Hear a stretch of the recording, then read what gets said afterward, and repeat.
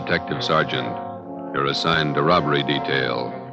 Vicious gunmen have committed assaults, robberies, attempted murders. Their victims, Army officers stationed in your city. Your job, get them.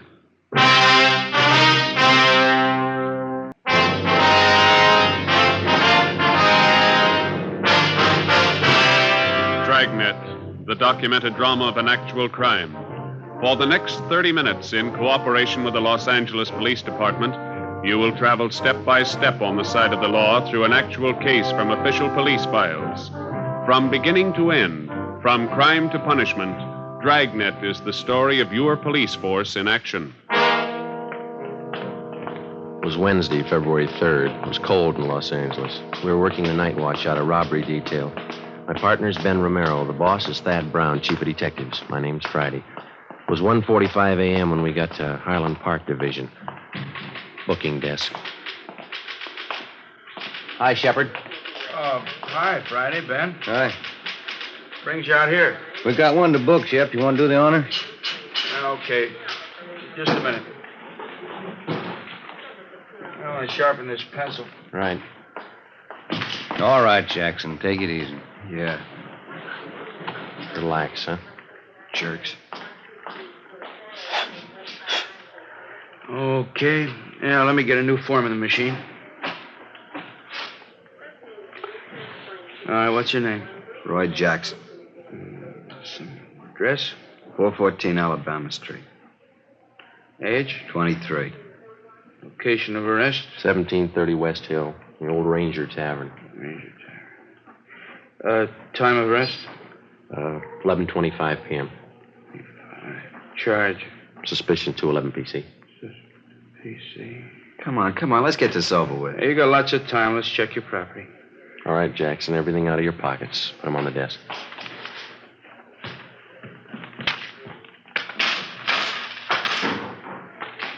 What about my keys? You won't need them for a while. Put them on the desk. There. Oh, you forgot your watch. Take it off. All right. Yeah, that ring, too. Yeah. That everything? I'll shake him down. Yeah, that's everything. Okay, let me list it here. 1 brown man's wallet. Contents? I'll call them off to you, huh? Okay. 1 black pocket comb. Comb. Got that. 1 keychain and ring with 5 keys. Good luck charm on it. 5 keys. Good luck, chum, yeah? Let's see, there's 10, $11.63 in cash. 11.63. 1 man's wristwatch, Waltham. 1 man's ring. You got that? Yeah. Yellow metal, the ring. Ring. And the white stone. It's a diamond ring. That's gold. 1 man's fountain pen. Fountain pen. That's it. Yeah, okay. Just put all the stuff in the envelope.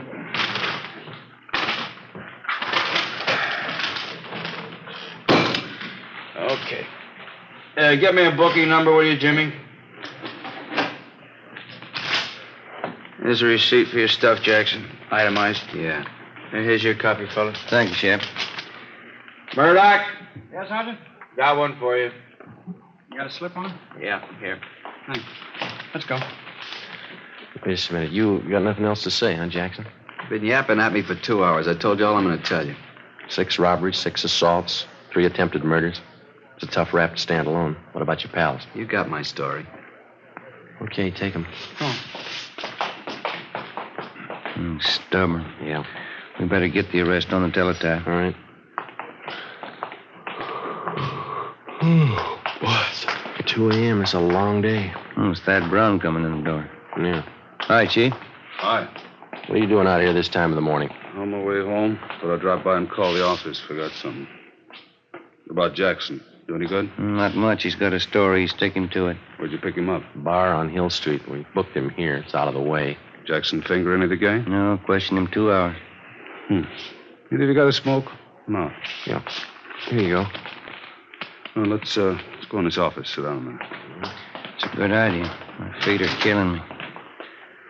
Pretty hard to figure this thing. All right. Yeah. Thanks. Gang of cheap hoods, armed to the teeth, slugging, shooting their way around town, coming from all directions. We got it fairly well narrowed down, and 9 out of the 10 jobs they pulled, they operated either in San Pedro, the central area, or Hollenbeck. Still haven't any idea why they pick Army officers for their victims. Jackson wouldn't tell us why.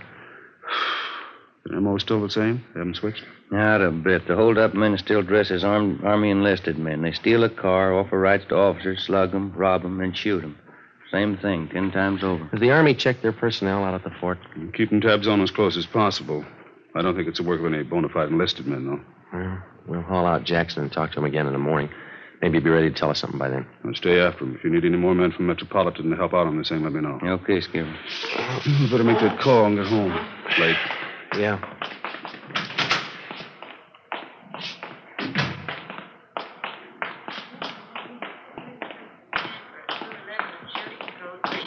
Attention, all units, code 3. What was it, code 3, Shep? 31st and Stafford, 211 and shooting. Chief Brown, Ben, and I got to the scene at 2:20 a.m. An ambulance was already there, along with 2 cruiser cars and a half a dozen curious onlookers. Lying face down on the dirt road about 15 feet off Stanford Avenue was a man dressed in an Army officer's uniform. He wore First Lieutenant bars. His blouse had been half ripped off, and the side of his face was bruised and swollen. The back of his head showed the results of a vicious beating. There were 2 bullet wounds in his left shoulder. A few feet away, sprawled out on his back, was a major. He'd been brutally beaten, but he was still conscious. While the ambulance attendants gave first aid, we questioned him briefly. Both bodies were lying 30 feet from the interurban railway tracks. Feel up to telling us how it happened? Hit me on the mouth with the gun. Can't talk too well. No, don't try to get up, Major. How's Lieutenant Kelly? He was with me. He'll be okay. They're getting him in the ambulance. We were hitchhiking downtown, Kelly and me. 2 men in a gray sedan picked us up. Said they were going back to the fort. How were the men dressed? Do you remember? Too much noise. What do you say? Just a minute. What was that? The PE train going by. Now, can you tell us about it? Enlisted men. One is a tech sergeant and a private. He said they'd drive us back to the fort in a gray sedan, Pontiac. Excuse me, Sergeant. No, sure. I'll have to take care of those face wounds. You can go ahead. Okay. Did you see the license number on their car? Too dark now. Gray sedan. Pulled guns, stopped the car here. Took our money, everything. This'll sting a little. There, it's good. You think you'd recognize the men if you saw them again? One was tall, 6'2", I guess. Think I know. They shot Kelly. He tried to run. They shot him. How is he? He's okay. Is there anything else you can tell us about the men? Ambulance is ready. Now, take him. We can talk to him later. All right, Rob. Yeah.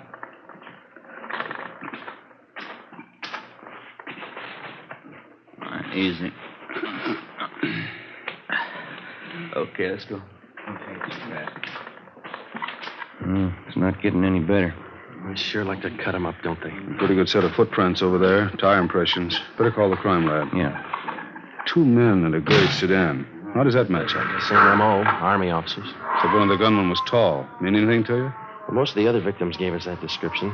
Either the same tall guy works most of the jobs, or he's got a twin brother. The stats office make a run on the description for you? 4 different times. Nothing yet. I better get this new information on the air right away. Yeah.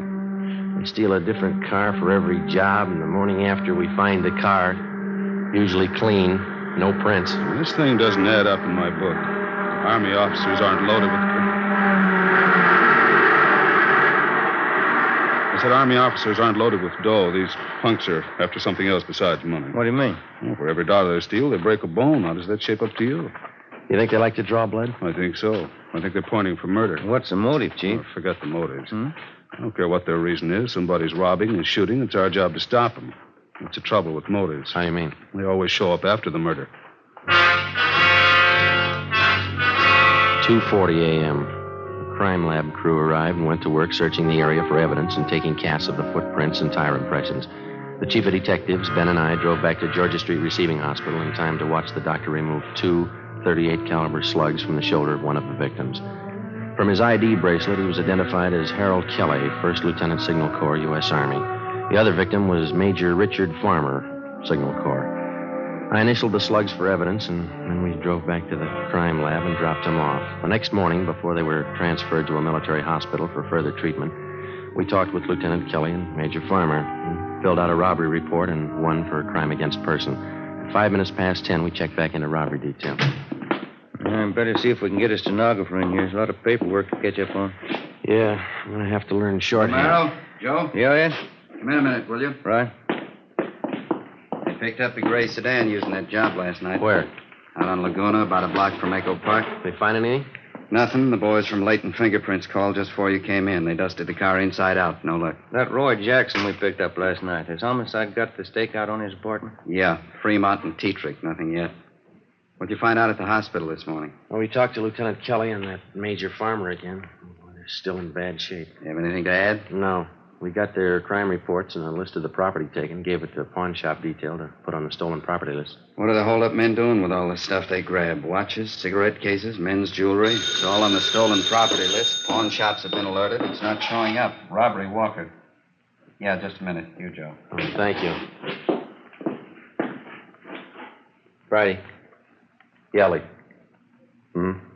Yeah. We'll meet it. Bye. Lee Jones. He just ran a make on the 2 slugs they took out of the lieutenant's shoulder. Yeah? They came from the same gun that wounded 4 of the other victims. Figures. How about the footprint cast they took out there last night? No, it didn't work out. Lee said he tried matching him up with that set of prints we came across on that job Sunday. There's no match. Oh, hi, G. Bad. Sit down. Thanks. Fellow man yet, Walker? Not yet. Just going over last night's case. What do you got? Walker and I were talking it over this morning before you two checked in about these hitchhike bandit jobs. Yeah. We tried everything short of a blockade to grab the hold-up men. It's obvious it's not working. How about the Army brass? They're doing all they can already. It's up to us. We're going to need more men and better coverage. What are you figuring on? System decoys planted around the city and every area these hitchhike bandits have been operating in. Gonna take a lot of men, isn't it? Be worth it if it pays off. About 50 or 60 men should do it. They'll be dressed as second lieutenants all the way up to colonels. They'll travel in pairs. They're going to bunk out at the fort? If we can arrange it, yeah. They'll be instructed to hitchhike their way around town. Bulk of them will operate between 8 p.m. and 6 a.m. What kind of support are they going to have? You men in robbery and homicide. I'll have a special detail of cars from Metropolitan Unit to help cover the unprotected spots. When does it start? Tonight. No use waiting. You fellas might as well pass the word down the line. No time off till the gang's locked up. Okay. We got to get those punks and get them fast. We got the men and the machinery, so there's no reason for not stopping them. No excuses. Understood? Yes, sir. Excuse me. Robbery, Walker. Oh, hello, dear. Yeah, I know, but I can't make that. Let's go, Joe. We'll have to. You just go right ahead and we'll have to explain things I did. Here. What's that? A nickel. Call yours. 8 p.m., Thursday. With the permission of the commanding general, 6th Army, a total of 55 men dressed as Army officers spread out over the city to serve as decoys for the hitchhike bandits. They were well armed, and they traveled in pairs. For the first night, it was the plan to concentrate in the central area, Hollenbeck and San Pedro. We started cruising the central area at 8 o'clock along with the rest of the detail. The time went slow. Midnight came. Still no sign. We waited out the rest of the night and the early morning. Nothing happened. We figured on some action on the weekend. Friday, Saturday, Sunday, nothing happened. Seemed like the hold-up men somehow had sensed the decoys and were staying under cover. Monday night, February the 8th, same thing all over again. 3 a.m. came and went. No sign. I'm kind of hungry. You want a hot dog? We can eat them in the car. No, you go ahead. Maybe a bag of potato chips. You want to see if I got them? Okay. I'll be right back. Yes, sir. Want hot dog? One. And give me a bag of those potato chips here, too, will you please? Okay. You want everything on that hot dog? Everything but relish. What's the matter? You don't like relish? No. Okay. Joe, come on. Hustle. You can skip that hot dog, Mac. What is it? Just came in. Catch the repeat. Attention all units. Attention all units. The vicinity of Washington, Figueroa. A shooting. Code 3. Ambulance dispatch. Okay, hit the siren. Let's move.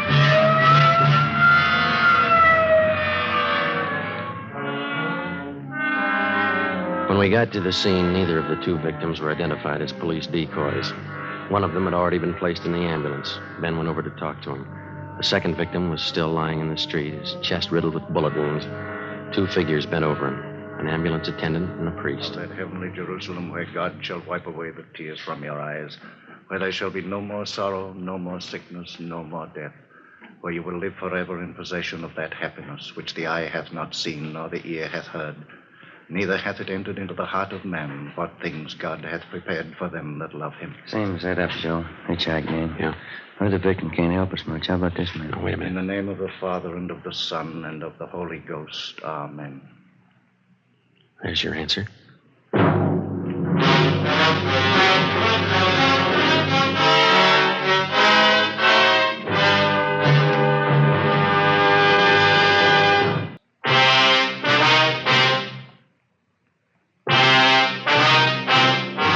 Wednesday, February 10th. At the inquest, the murder victim was identified as Marine Corps Lieutenant Robert Paul Lawrence, age 24. The bullets removed from the body at autopsy were taken to the crime lab where the ballistics men ran them through. They were fired from the same gun used in the previous hold-up shootings by the hitchhike bandits. The companion of the victim at the time of his murder could add little to what we already knew as far as the descriptions of the gunmen were concerned. The following morning, Ben and I drove out to the home of the murdered man to interview his father, a colonel, Marine Corps, retired. Black wreath on the door. Yeah. It's a big house, isn't it? Mm-hmm. Yes, sir? Police officer, sir. This is Sergeant Friday. I'm Sergeant Romero.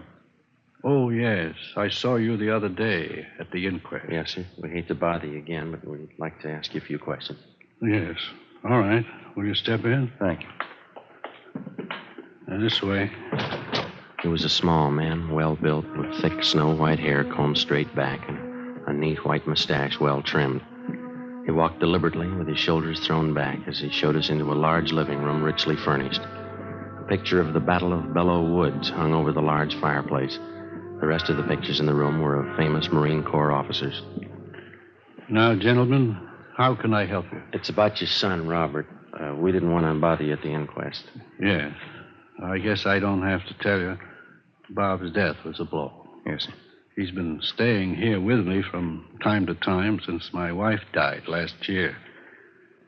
House this big needs people. Just myself, the wife gone. Yes, sir. We'll only take a minute.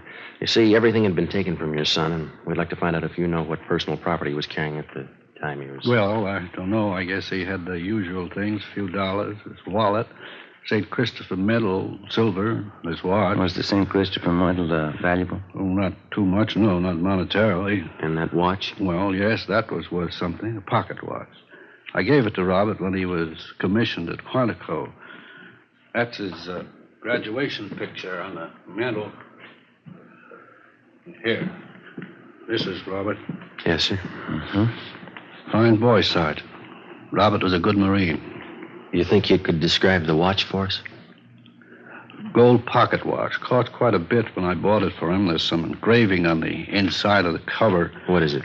Says from an old Marine to a young one. Signed Dad. Mm-hmm. Anything else about it, sir? Very fine jeweler friend of mine made the watch. It has small chimes inside, and when you push the lever on the side, it chimes the hour and nearest quarter hour. Very clever. Yes, sir, I see. As far as you know, then, those are all the valuables he had with him. Yes. All right, Colonel Lawrence. Thanks very much. Oh, you don't have to rush off. Can I fix you a cup of coffee? Stay a while, won't you? I'm sorry, Colonel. We have to get back to the office. Oh. Well, let me show you to the door. I hope I've been of some help to you. You're not feeling too well. You've helped a lot, sir. Thank you. Thank you. Goodbye.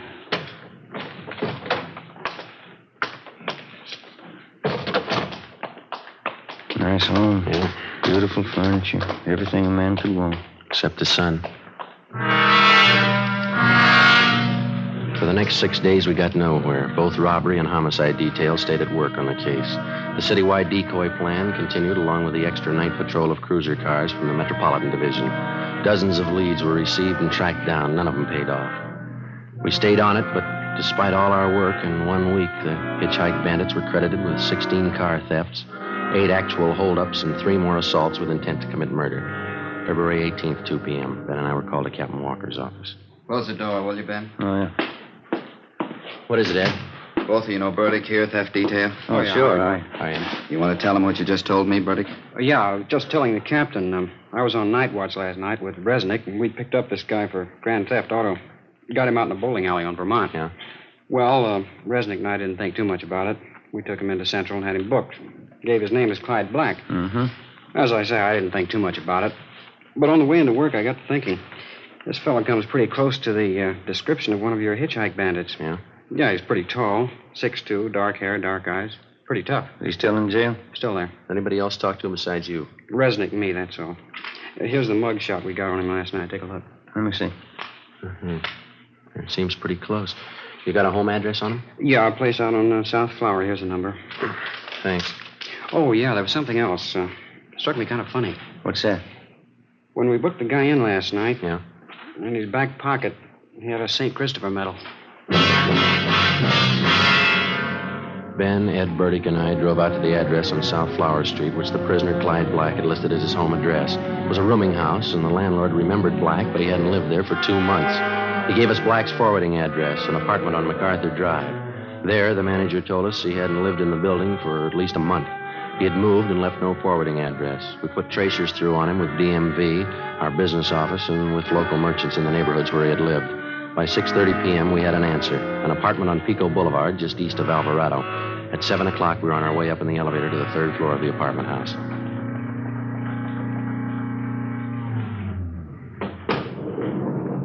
It's number 307. Must be down this way. Come on.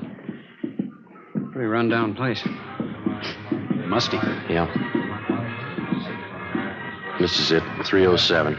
Somebody's in there. The apartments have back doors, Joe. You want me to cover it? Yeah, you better hustle. Right. Okay.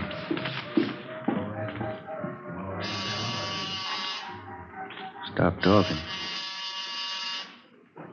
Yeah, what is it? Mailman, registered letter. Okay. Give me. Police officers. Move your guys. Hands up, Joe. Yeah. Hey, they're going out the back, Ben. Watch it. Burdick's got him stopped out back. All right, you now cut it. Let me go. I said, let me go. That's one of them. One more, Joe. Here. There were 3. All right, let's go. Inside. Come on. Come on. Easy. Yeah, that's all of them. Watch them, will you, Bertie? Yeah. All right, let's look around, huh? Yeah.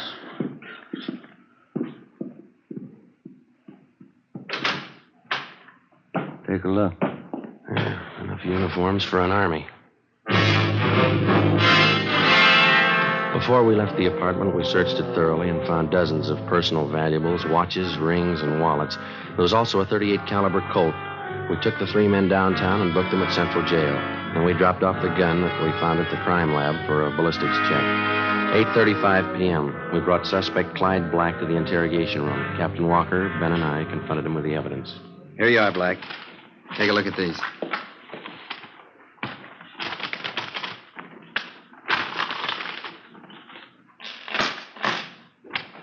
Well? They're not mine. We know that. Never saw them before. Watches, jewelry, wallets, they were found in your apartment, all of them. They weren't. Take a close look. Auto theft. That's all you got me on. Yeah. I won them. I won the stuff in the crap game. You must be lucky. Crap game, I tell you. That's how I got it, in the crap game. Why not do it easy, Black? Let's call a stenographer and get it over with. How much evidence do you want? I didn't do it. I get it. Interrogation room Friday. Yeah. All of them? Fine. Thank you. Your gun, Black. They checked it. I didn't do it. Your gun killed that Marine. Your prints are all over it. It was one of the other guys, Max. Max. It was him. Him and Johnny. You ready to dictate a statement? Put them on the file. Why me? You talk to Max. Talk to Johnny. Ed, hand me that, will you? Yeah. Here. Thanks. We got this watch out of your apartment, too, Black. Where'd you get this? Which? This one right here, the pocket watch. I don't know. Don't tell us you won it in a crap game. It's not mine. I never saw it before. It's a beautiful watch. It's engraving on the inside cover. Yeah, look here. From an old Marine to a young one. It's not mine. Let me show you how it works. Push this lever here, see, on the side?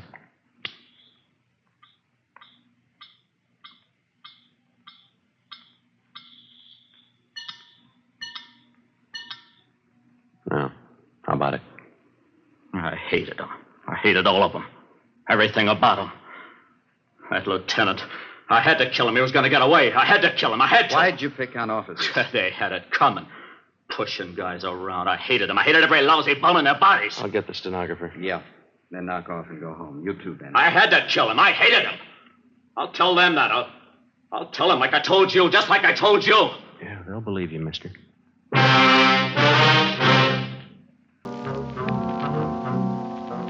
You're a detective sergeant. You're assigned to robbery detail. There's a potential killer on the loose in your city. 18 women have been beaten and robbed by this man. The newspapers call him the werewolf. Your job is to get him. Dragnet, the documented drama of an actual crime, investigated and solved by the men who unrelentingly stand watch on the security of your home, your family, and your life. For the next 30 minutes, in cooperation with the Los Angeles Police Department, you will travel step by step on the side of the law through an actual case, from beginning to end, from crime to punishment. Dragnet is the story of your police force in action. It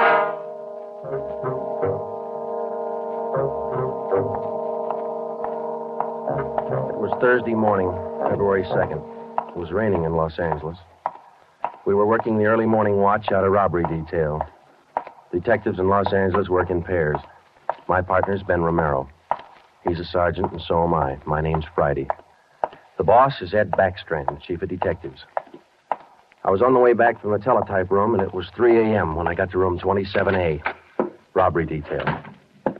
Hi, Ben. What's up? Keep your coat on, Joe. Just had a hotshot call. Coming, Skipper? Right behind you. Let's go, Freddie. Well, what was it, Ed? Another woman robbed, almost beaten to death. Well, how many does that make? About 18 in 6 weeks. Is that right, Skipper? Yeah, 18 too many. Come on down these stairs to the garage. Yeah.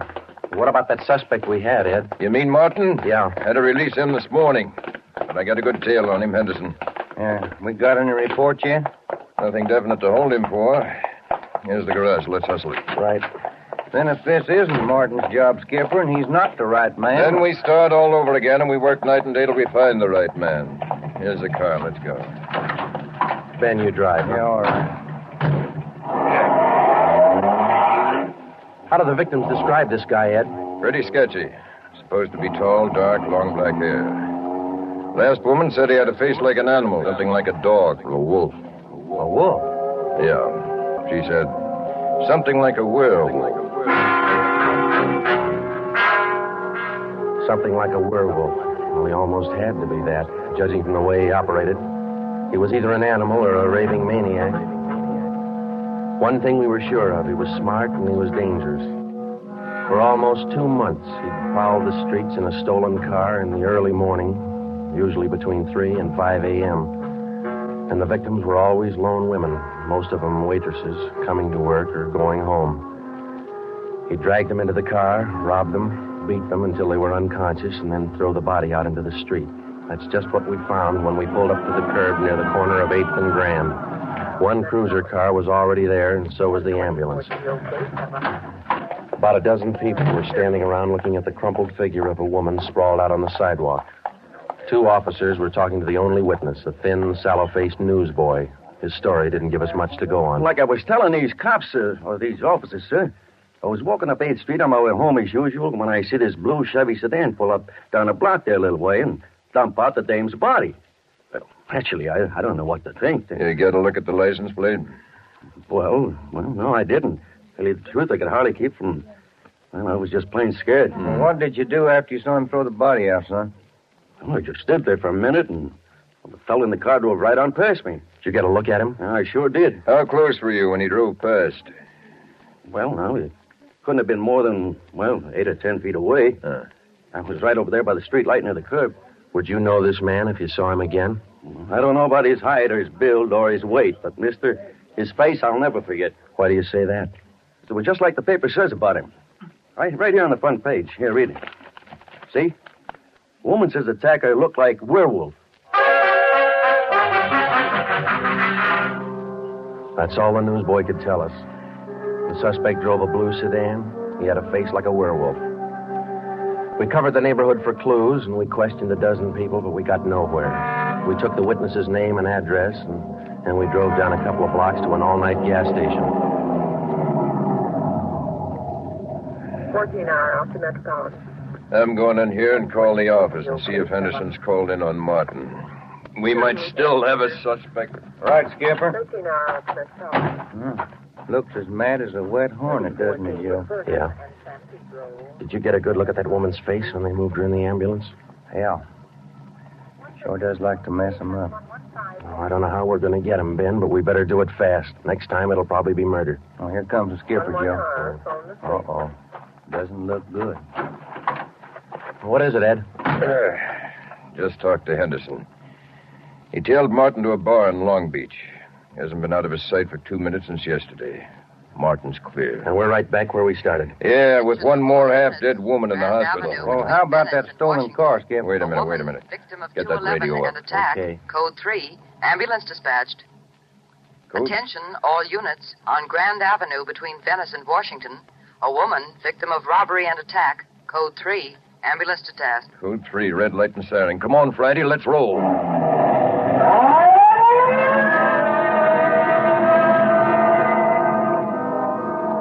We couldn't be sure, but it sounded like another one. 6 minutes later, we were there. Same story. Werewolf. The next day, the chief ordered the number of cruiser cars doubled in the Central District. This was for the early morning watch with plainclothesmen to back them up.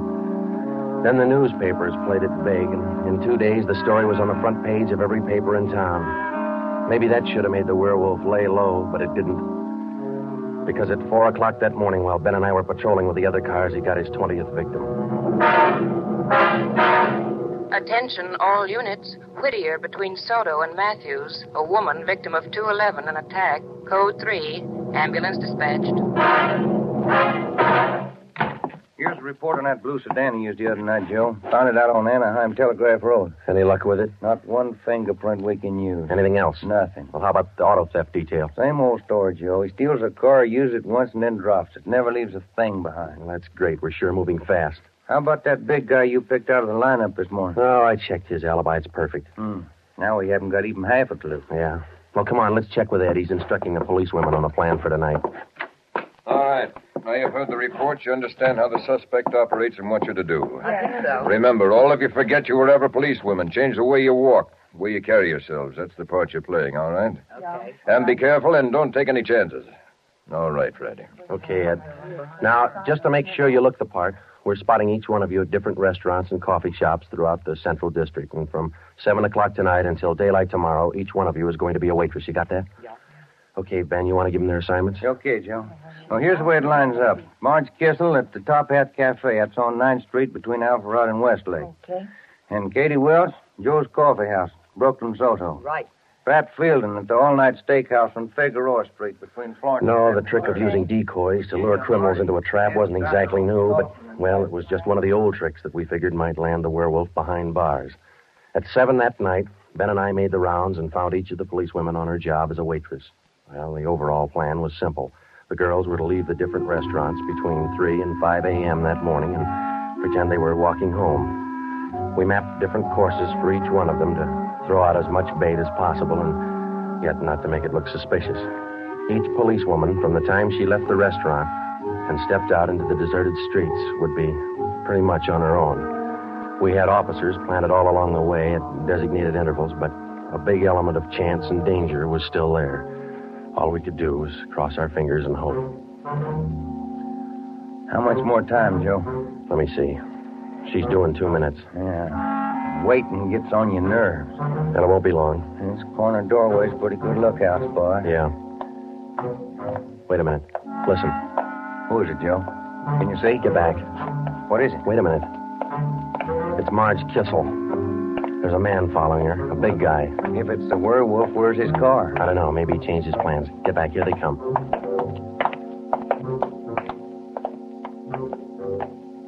You get a look at him, Joe? Oh, pretty good. Not too suspicious. Might be coincidence. Well, I got a pretty good lead. Come on, let's go. Stay back in the shadows. Hey, Joe. So where'd the guy go to? I lost him. The little coffee shop up in the next corner, see? Take a look. Oh, yeah. He's opening the door. He's turning on the lights. Yeah. Looks like a false alarm, Joe. Well, let's check him anyway.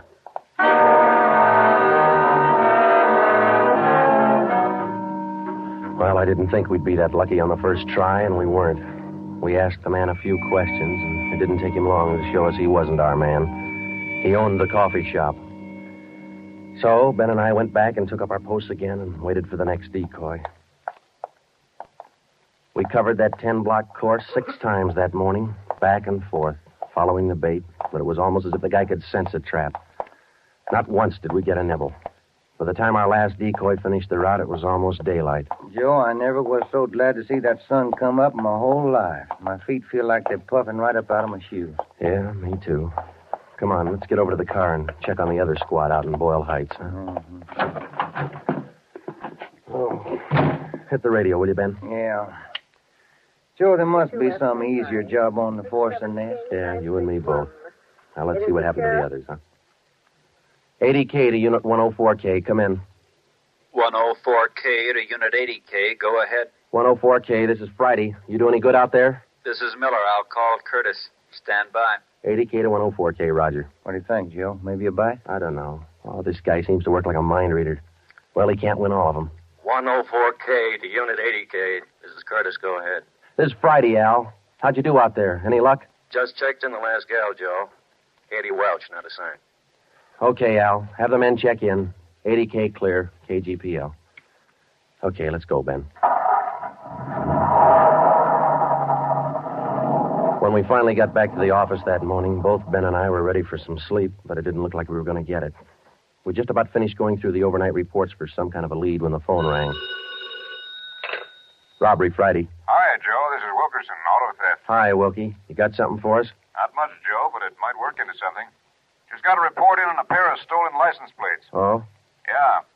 I'm not much of a hawkshaw, but I figure there's just a chance it might be your werewolf boy. How come? I don't know. Maybe just a hunch.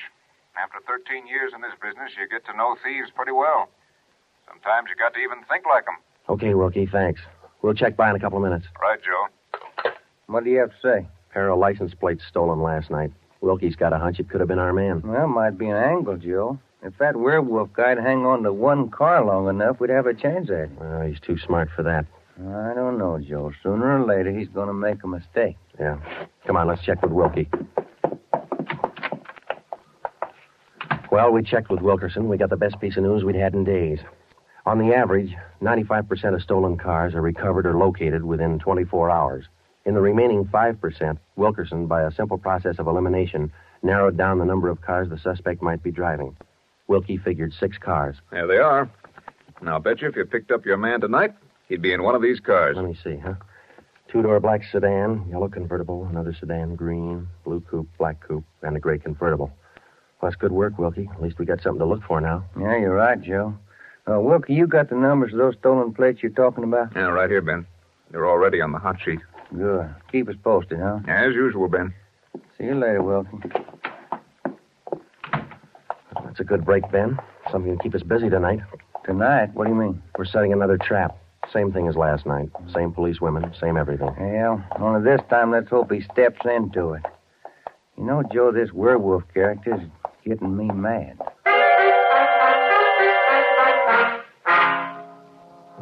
That night, we followed in our own footsteps. We planted the policewomen decoys in 3 separate districts, and a few minutes before 3 a.m., our squad of men took up their positions. The same policewomen went to their waitress jobs in the same restaurants, and Ben and I and the rest of the men stood in darkened doorways or empty filling stations or whatever cover we could find. And we waited and waited. What time is it, Joe? Let me look.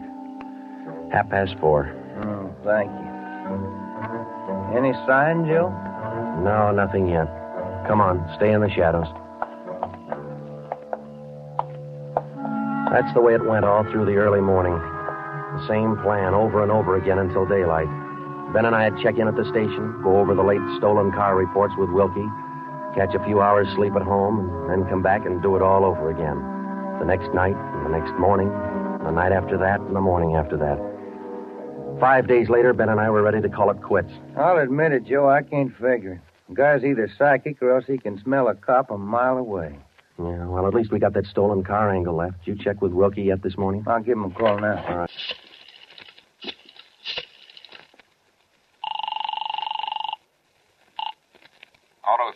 Henderson. This is Ben, Wilkie. You got anything for us this morning? Yeah, just going to call you. You fellas ought to let me solve your cases for you. Why? What'd you get?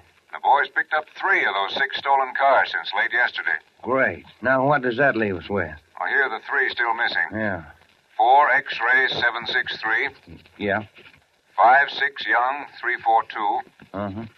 6-1 Robert 385. Yeah. Got those? Yeah, thank you, Wilkie. Check you later. Good news? Remember those 6 missing cars? Yeah. Wilkie says the boys found 3 of them since late yesterday. Here's what's still out. The blue coupe, the yellow convertible, and the gray convertible. Yeah. Well, this feels like the right track for a change, Ben. Friday, Romero, got a minute? Sure thing, Skipper. Come on, Joe. What do you got, Ed? Woman out in Hollywood just called in with this. She said she walked down to the corner from her house last night to mail a letter. On the way back, a guy pulled up in the car and tried to drag her inside. Any description? Big, heavy-set, dark, same thing. Well, how'd you get away from him, Skipper? She said she started running as soon as he made a motion toward her. And he saw her run up the steps of her house. He jumped back in the car and took off. Well, how come she didn't call in before this? She hasn't got a phone. She's afraid to leave the house again until this morning. Sounds good, Chief. You got her address there? Here you are. Mrs. Tom Burdick, 1237 Wilcox, apartment 10. Come on, Ben. This might be what we're looking for. Who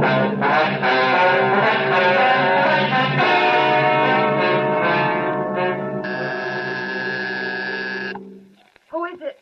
Who's there? Sergeant Friday, ma'am. Police. Oh, just a moment. I'm Sergeant Romero, Miss Burdick. This is my partner, Sergeant Friday. We come out to check on your call about that little trouble last night. Oh, well, I don't know if I'm going to be much help to you. I was so frightened about all I could do was just run. Well, could you add anything to the man's description, Miss Burdick? I mean, other than what you told the chief on the phone? Well, now, honestly, I don't think I can. All I saw was this tall, dark man jumping out of his car and starting for me. He had a heavy build and seemed to me, well, a large head with lots of long black hair. Miss Burdick, would you recognize this man if you ever saw him again? Well, I think I might. He was such an unusually big man, almost frightened me to death. Well, just one more question, Miss Burdick. Could you describe the car this man was driving when he approached you? His car? Mm-hmm. Why, yes. It was a gray convertible.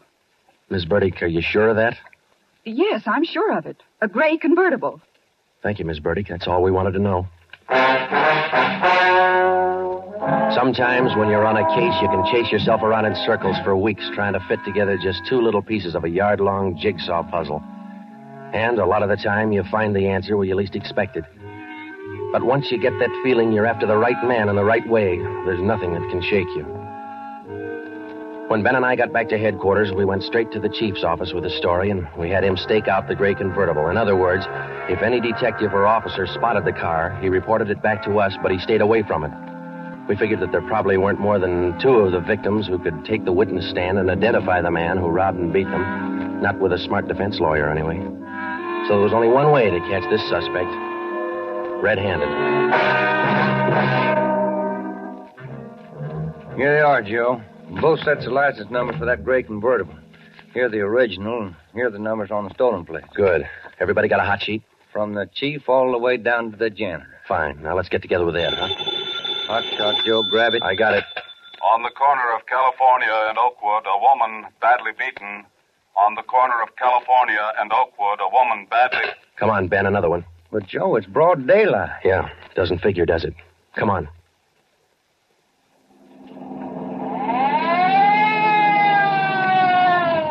That vacant lot over there, Joe. 2 plainclothesmen and uniformed officers were keeping the crowd back. An ambulance was drawn up by the curb, but it was empty. When we got down to the rear of the lot, we found out why. They were waiting for the coroner. The woman was young, not much more than 30. Her body was half sprawled across the muddy ground, and her face was turned upward. It had been badly beaten. They figured it happened last night, Sergeant. Have the fingerprint men been notified? Yeah. How about the crime lab? Just called them. That's good. Now, let's keep everybody out of the area till they get here. All right, Sergeant. Who found the body? One of the kids in the neighborhood. The woman was dead when he found her. Did she live around here? About a half mile away. I hear she's got 3 kids. Or she had 3 kids. Uh-huh. You've seen enough, Ben? Yeah. Let's get on back to headquarters.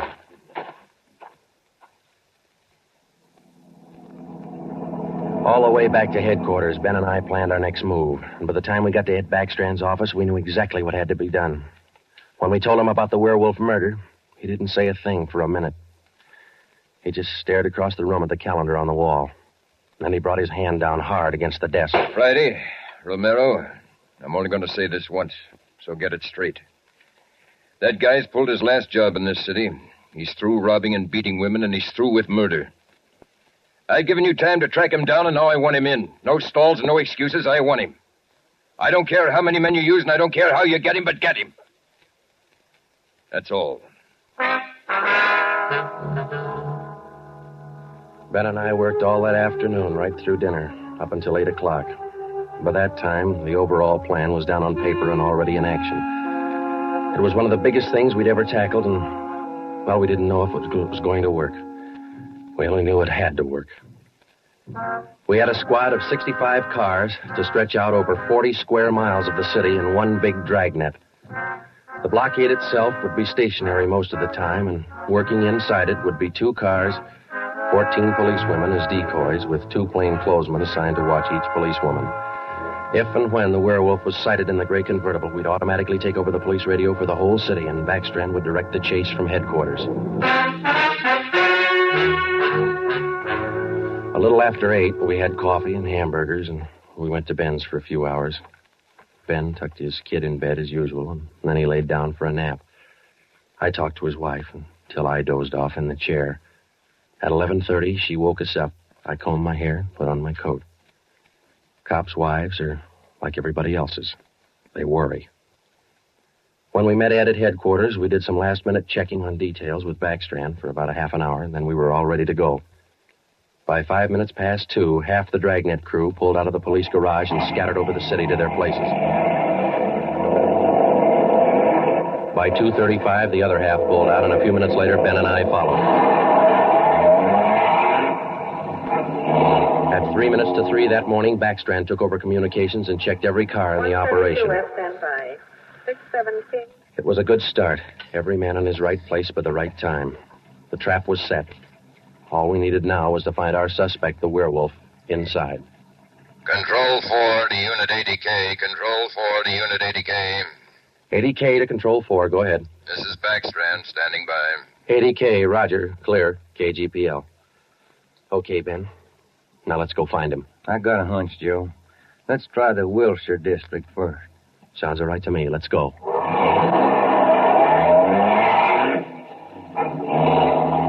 For the first hour and a half, we raked the Wilshire district back and forth. Not a sign. Then about 38 minutes past 4, we headed back for the downtown area and parked in an alley where we could double-check on one of our policewomen decoys. Here comes one of the gals now, Joe. Pat Fielding. Bet her feet are almost as tarred as mine. Yeah. You see anything else, Ben? Nothing. Quiet as a church. No, wait a minute. Car just turned the corner. Heading up in the same direction she is. Joe. Joe, it's slowing down. Wait a minute. It's pulling up beside her. It's a gray convertible. It's him, Joe. Come on. Ben, get out. He sees us. He's got a gun. You all right, Ben? Yeah, look at that guy take off. 80K to Control 4. 80K to Control 4. We've spotted the suspect. He's driving a gray Ford convertible, license 61 Robert 385. Suspect's headed east on Olympic from Alameda, driving without lights. Suspect is armed. He had a fast car and he knew how to drive it. We almost lost him twice. 2 minutes after we sighted him, Backstrand took over full radio control. Control 4 to Unit 80K. Your location? 80K to Control 4. We're traveling at a high rate of speed, headed east on Olympic, crossing Soto Street. Control 4 to all units. Stand by. Units 11A, 12, and 13R close in on the intersections at Olympic and Lorena. Units 41, 42, 45, and 104K move on the next 4 crossings east of that. To the north and south, units 105K, 14A, 17R, 43T. Block all main arteries.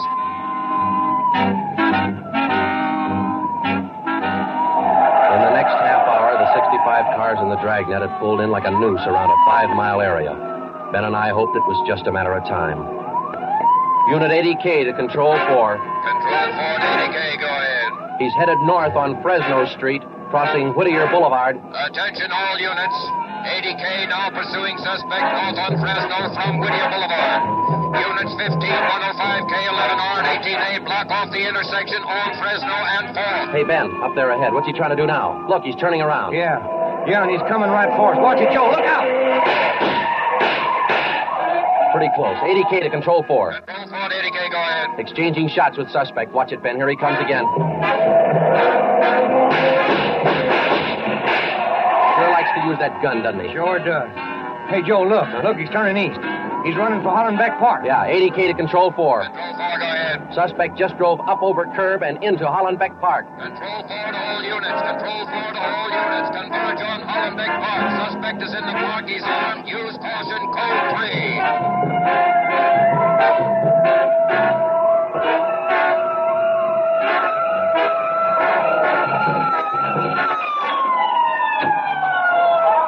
There he is, Ben. Watch it. Looks like a night baseball game with only headlights. Yeah, come on, let's get him. Yeah. Never say die, huh, Joe? Joe, can you get a shot at him? Don't shoot! Don't shoot! I'll give up! Don't shoot! Then step out in the open and get your hands in the air. All right, I give up. But don't shoot! You're a brave killer. Yeah, come on.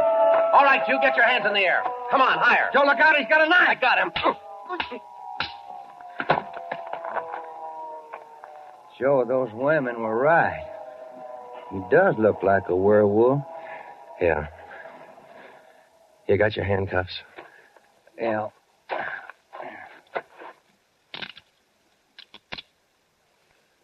Okay. Got a cigarette? I've been out for an hour. Little place across the street. Maybe we can get some there. Okay. There's the crew from the 41R. Hey, fellas, take him into robbery, will you? Okay, Friday. I think there's a vending machine in there. Uh-huh.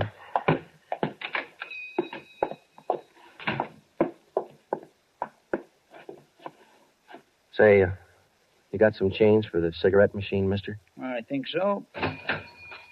Say, who was that guy all them cops were after over in the park a little while ago? I picked up the werewolf. Been reading the papers? Yeah. You fellas cops? Yeah. Sure made it easy for you, didn't he? All you cops had to do was surround the little fella in the park. Nothing to it, huh? Yeah, that's right, mister. Nothing to it.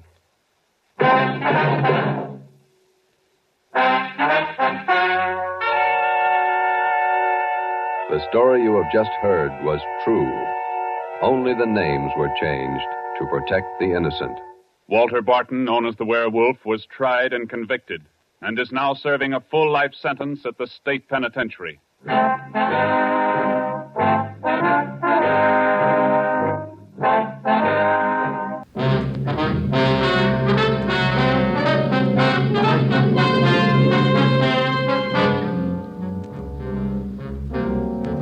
You're a detective sergeant. You've been off duty 2 hours. You receive an emergency call from the chief of detectives. An entire block in the heart of your city is threatened with complete destruction. Your job? Report at once. Dragnet, the documented drama of an actual crime, investigated and solved by the men who unrelentingly stand watch on the security of your home, your family, and your life. For the next 30 minutes, in cooperation with the Los Angeles Police Department, you will travel step by step on the side of the law through an actual case from official police files. From beginning to end, from crime to punishment, Dragnet is the story of your police force in action.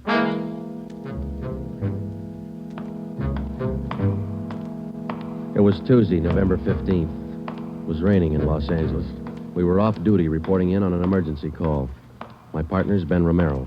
The boss is Ed Backstrand, chief of detectives. My name's Friday. It was 8:32 a.m. when I walked in the Spring Street entrance of the city hall. You Sergeant Friday? Yeah, that's right. Take my elevator, Sergeant. It's the only one in service. All right.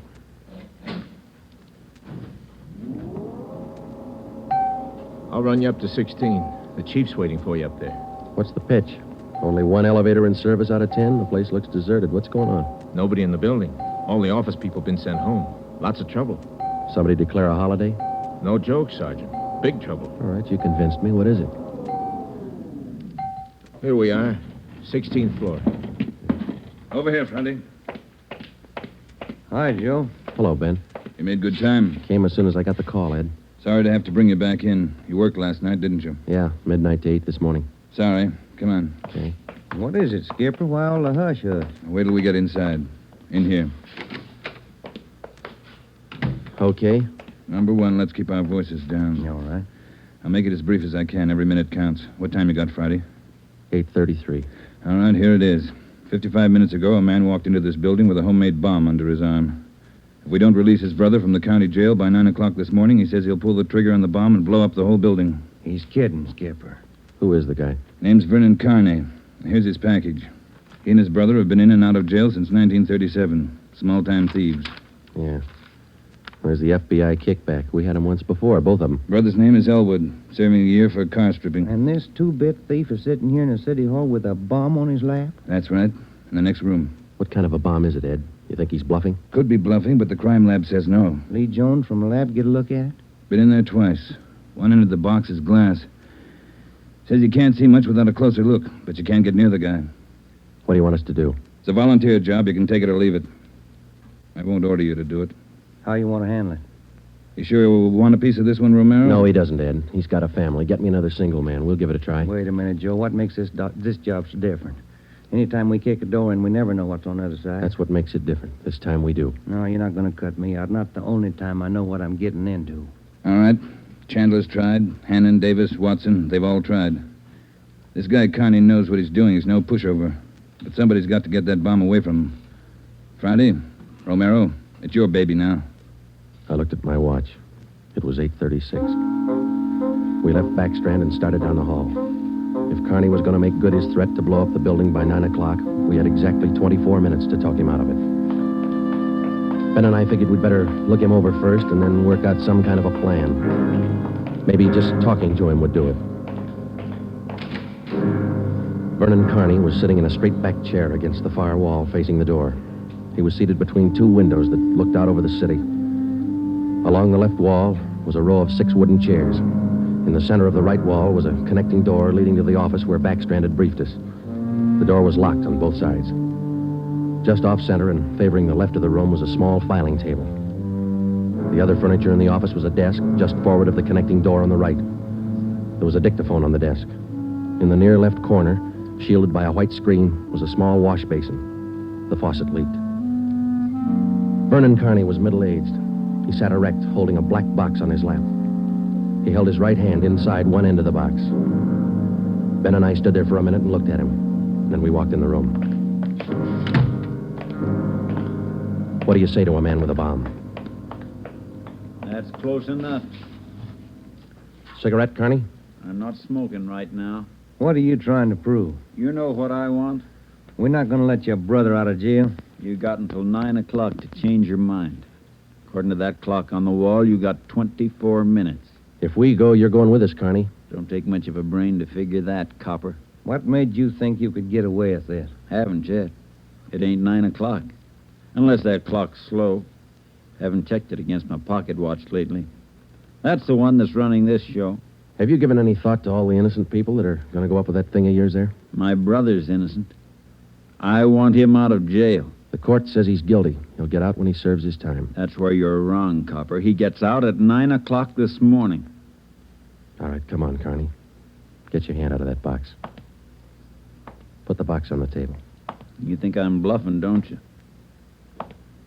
I'm going to let you get within 5 feet before I make a liar out of you. Okay, Carney. I guess you mean business. You can take 3 more steps and find out for sure. Suppose we did let your brother out. We'd just come out and pick him up again, you along with him? If you could find us. Let's get this straight. If we let your brother Elwood out, how do we know you're going to keep your promise? What promise? I ain't made any promises. You just get Elwood down here first, and then we'll talk about it. There's only one thing I can't figure, Carney. Yeah, what's that? If we don't let your brother out, you say you'll pull the trigger on that bomb. You're going to kill a lot of innocent people.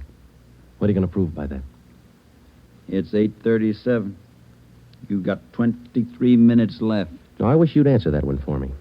Why do you want to kill a lot of innocent people? Don't try to con me, copper. I know they cleared everybody out of this building 45 minutes ago. I know they cleaned out the whole block. They got it roped off. Where'd you get your information? I got a couple of windows here to look out of. Don't you think it's about time to send somebody over to get Elwood? You know, Carney, we got a way out of this. We don't have to let your brother out neither. I've heard that before. What's to stop us from leaving the building along with the other few officers and let you sit here and touch off Fat Bomb? Go ahead. It won't be a long wait without you.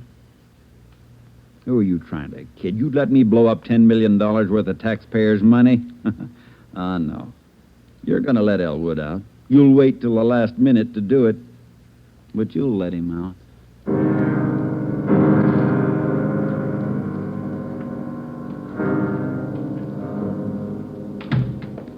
Ed, I'm still not convinced Carney can back up what he says. Then why didn't you take the box away from him? Yeah. We're in a spot, let's face it. How about an eye for an eye, Skipper? What do you mean? If he pulls the trigger on that machine, he kills us. How about us getting him first? All right, Romero.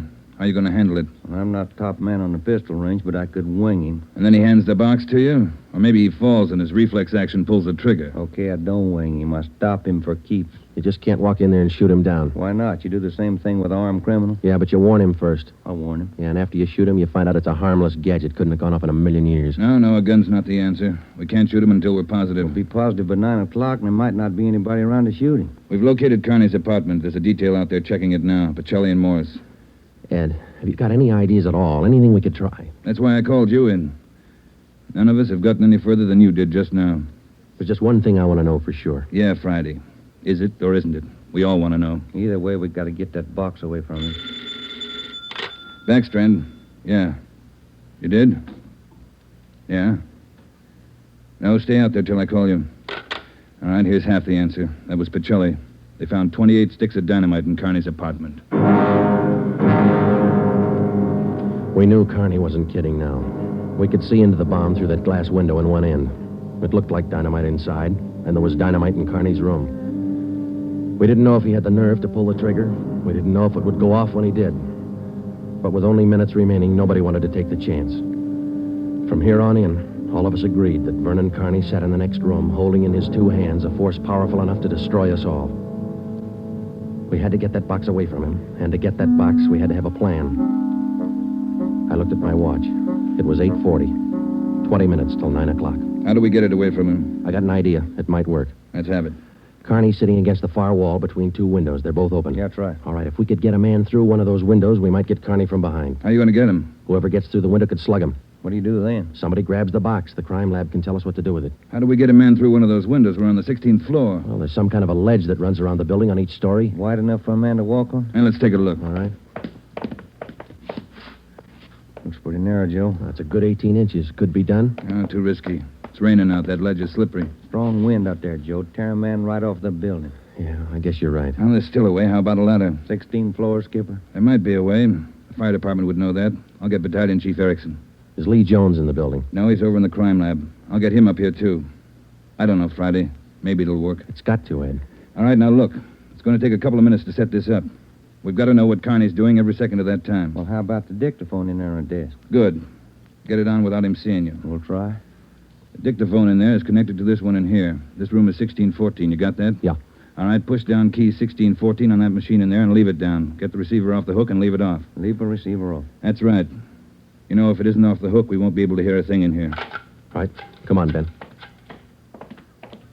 This is Backstrand. Give me Chief Erickson. Where's my brother? Still in his cell? You coppers are long on talk, but short on time. Yeah, we know. I'm telling you, for your own good, you'd better get Elwood over here. Carney, I'll bet if we get your brother on the phone here, he'll tell you he doesn't want any part of this. You mean Elwood don't want out? Since when? Sure he wants out, but not your way. He's only got a year to serve. Why don't you leave him alone? I told El. I told him I'd get him out. He didn't think I could do it. But I'm doing it. I'll make you a bet, Carney. Let us get your brother on the phone. He won't walk out of here with you. All right, get him on the pipe. Where you going? The phone's over here. Have to use the dictaphone. Got to get an okay from the chief. Elwood's still a prisoner. What's the matter with the phone? No operators. You know the building's been cleared. Oh, yeah. That's right. Almost forgot. Okay, you can use the dictaphone. This Friday, Ed. Carney wants to talk to his brother. Yeah, I know you'll have to send somebody over. Have them put the call on extension... wait a minute. What's that extension number, Ben? 2351. 2351, Ed. Right. It'll take a minute. Yeah. I'd kind of like to talk to El. Been a couple of months since I seen him. We've always been together, me and El, most of the time. Joe, let's go in and see if we can hurry that call. Good idea, boy. 16 minutes to 9. Hey, cop. Yeah. Forgot to hang up the dictaphone, didn't you? I put the receiver back on the dictaphone. Ben and I had failed to make good on the first step of the plan. When we got outside the door, we briefed Davis and Watson. They went in to sit with Carney. It would be their job to keep us posted on Carney's movements. The dictaphone was out. We went back into the office next door. Chief Sam Erickson of the fire department and Lieutenant Lee Jones from the crime lab were already there. We told Backstrand what happened. Would have been a help. We haven't got time to cry over it. Carney's wide awake, Skipper. He doesn't miss a thing. Backstrand told us the plan Friday. We can't run a ladder up from the street. Too high, Chief? Best we got is a 100-foot aerial. You figure 12 foot to the story, that'll take you up 96 feet, 8 floors. And we've got the latest equipment. What's the idea you had, Jones? Sam, can you get hold of a pump here in a hurry? Sure, we got a lot of scaling ladders, but you got nothing up there to hook 'em on. You figure on dropping down from the floor above? That's right, and I figure a pump here would do it. Sure it would. You could make it fast to the windowsill up there, but you got a 1.5 ledge in the way. No, what you want is a lifeline. You mean lower a man on a rope, Chief? Yeah, Romero. That's the quickest and the quietest. Could you rig it so one of my boys could do it? Sure, Ed. What's the risk? None if you work it right. We'll strap on a life belt, give the man heavy leather gloves. 2 of my men will lower him down. Pick your lightest man. What do you think, Lee? That's it. What do we do with the bomb when we get it? I figure that box Connie's holding is about a foot square. Here's what I'll do. I'll get you a bucket with a 1.5 mouth. It'll be full of water. Yeah? I'll have it right outside the door to that office. When you get that box, place it in the water. We'll get the bucket out of the building as fast as we can. And once we get the bomb underwater, we're in the clear. And I can't promise you that, but it's the safest way to handle it under the circumstances. All right, that's the procedure. Sam, you take care of your end. Right away. I'll get a detail to give me a hand down on the street. We'll have a car ready to take the bomb to a safe area to decommission it. Work as fast as you can. Come on, Sam. It's our baby, Joe. That's right. Which part of it you want, the rope or the bomb? You call it. Fire Chief Erickson says the lightest man on the rope. That's me, Joe. All right, I'll get the bomb out of the building. Okay, that's the routine. But carry this with you. The man that comes down on that rope has one chance to make good. You slug him and make it count because there's no second try. Yeah. And, Joe, when you grab that box, you got to get it away from Carney before he can squeeze the trigger. Then you got to get it down into the street. The elevator. You know how to operate it? Well, that's pretty simple, but I'll double-check with the operator. Better do it right now. Okay. Ed, we better get Carney's brother on the phone for him. He seemed anxious. Might be a pretty good stall. All right, Romero. That's the outside phone. Get to city jail. All right, Skipper. Get going, Friday. Okay.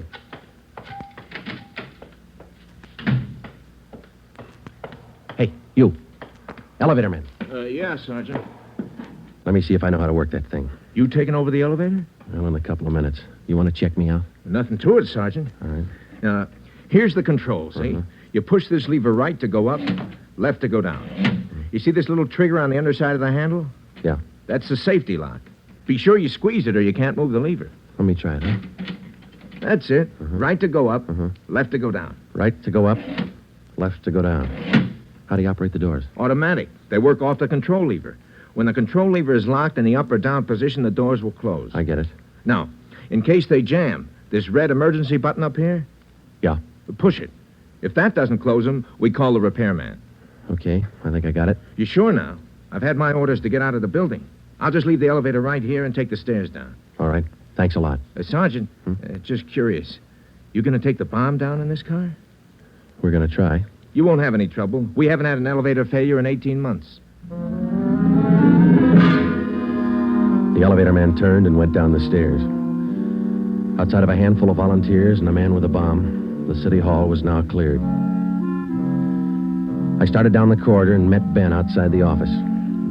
He told me that Lee Jones and Chief Erickson were on their way up in the freight elevator at the rear of the building with the necessary equipment. The 2 fire department volunteers were with them. The phone call had been put through to the city jail, and in a moment, Elwood Carney would be ready at the other end of the line. We went in to tell Carney. I told him over at the jail to put the call through on extension 2351. Yeah. When's it coming through? Right now. You got Elwood with you? No. Look, Carney, we told you we'd get him on the phone for you. The call will be through in a minute. Minute's a long time, cop. You only got 12 of them left. Elwood's going to talk you out of this. Oh, sure. Sure, everybody's going to talk me out of this.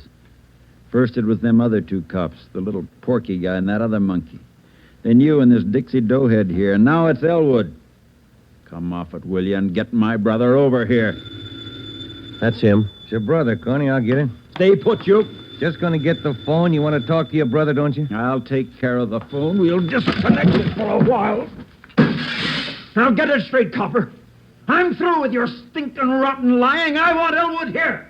And I want him now. Bring him here before I blow you all to pieces. What's going on? Who threw that phone out in the hall? I did. You want me to go out and pick it up? Carney, that's not going to get you anyplace. You the big boss around here? Maybe. Are you or aren't you? I answered you. All right, big boy. I've got a piece of advice for you. Take your rookie cops here and get it through their heads. I mean what I say. I want my brother over here in this room.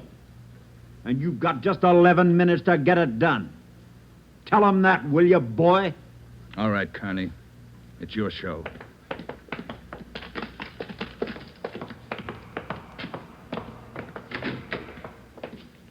All right, we got to work fast now. Jones, everything set for you? Got the bucket with the water right here. Car's waiting down in the street. Right. Erickson, your boys ready? Upstairs, waiting. And we all know what to do. Ed, I got to have somebody to give me a hand with Carney when he falls. I'll be in there with you, Friday. Ready to go upstairs, Chief? Anytime. Oh, one thing you ought to know. What's that? Strong wind coming up. About 20 mile an hour out there right now. That going to louse us up? No, but it's going to increase the sway. Got to allow for it. How you mean? Wind's coming from the south. We'll lower you just to the right of the window. If I figure it correctly, the wind will do the rest. Bigger risk, but we don't control the weather. How you going to do it, Ben? As soon as I get in position, I'll reach in through the window on his right. I'll use the billy. Try to catch him on the right side of his head. One good hit should put him away. Let's make it two and be sure, huh? Right. You ready, Chief? Now, let's go. Ben. Yeah? Nothing. I'll be careful. You too, huh? What's the time, Friday? 8:50. Shouldn't take more than a couple of minutes for Romero to get down to that window, unless the wind gives him trouble. Jones, no use you sticking around. I'll give Friday a hand. That's my job. We've got to keep you alive to decommission the bomb.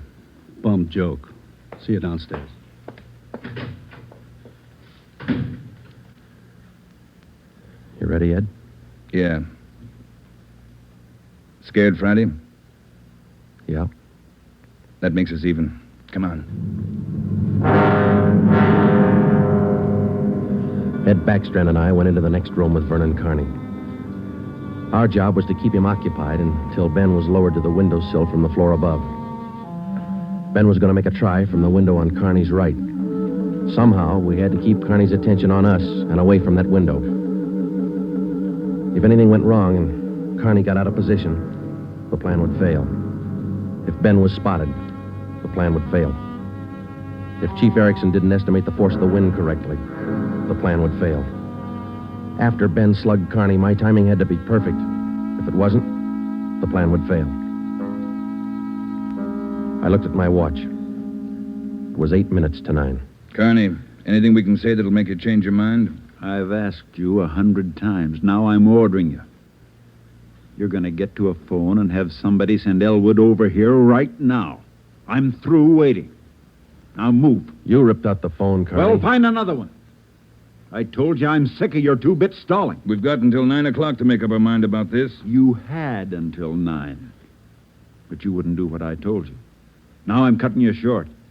You guys have got exactly 1 minute to get a phone in this room where I can hear you call the jail and have them send Elwood over here. You said 9, Carney. All right, Joe. We'll give him what he wants. Davis, unlock the connecting door to this office. I'll get the phone, Ed. Will the cord reach? Yeah. Your brother's a prisoner. He's in our custody and he's under our protection. We can't place his life in jeopardy. Why not leave it up to Al? Here's the phone, Ed. Yeah. Kenworthy, this is Backstrand. We want Elwood Carney over here at City Hall. His brother wants to see him. Explain the situation. If he wants to come, get him over here. Leave it up to him. Room 1614. You'll have to use the freight elevator. And tell him to hurry. Yeah. Tell him to hurry. That's the only smart thing you done today. Now, why don't you go next door and figure out another angle? We'll wait for Elwood, too. You don't think I'd let you get out now, do you? We're all going to wait right here for my brother. In case he don't show up, you're going to see me pull the plug. Just sit down. Not so close. Right where you are, sit down.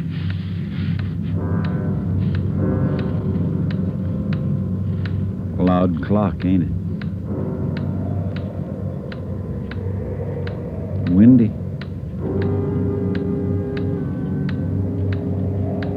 Getting cold in here.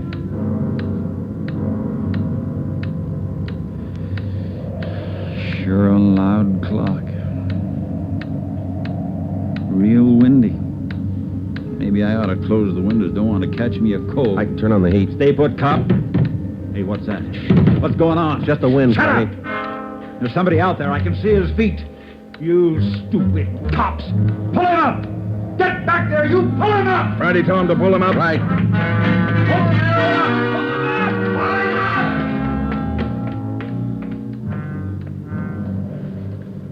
All right, Carney. You win. You bet I win, you dumb coppers. You didn't think I'd miss a trick like that? We'll just close these windows, boys. There's one, and lock it. And here's... Here's your brother, Connie. Yeah. Hi, Al. Hi, Vern.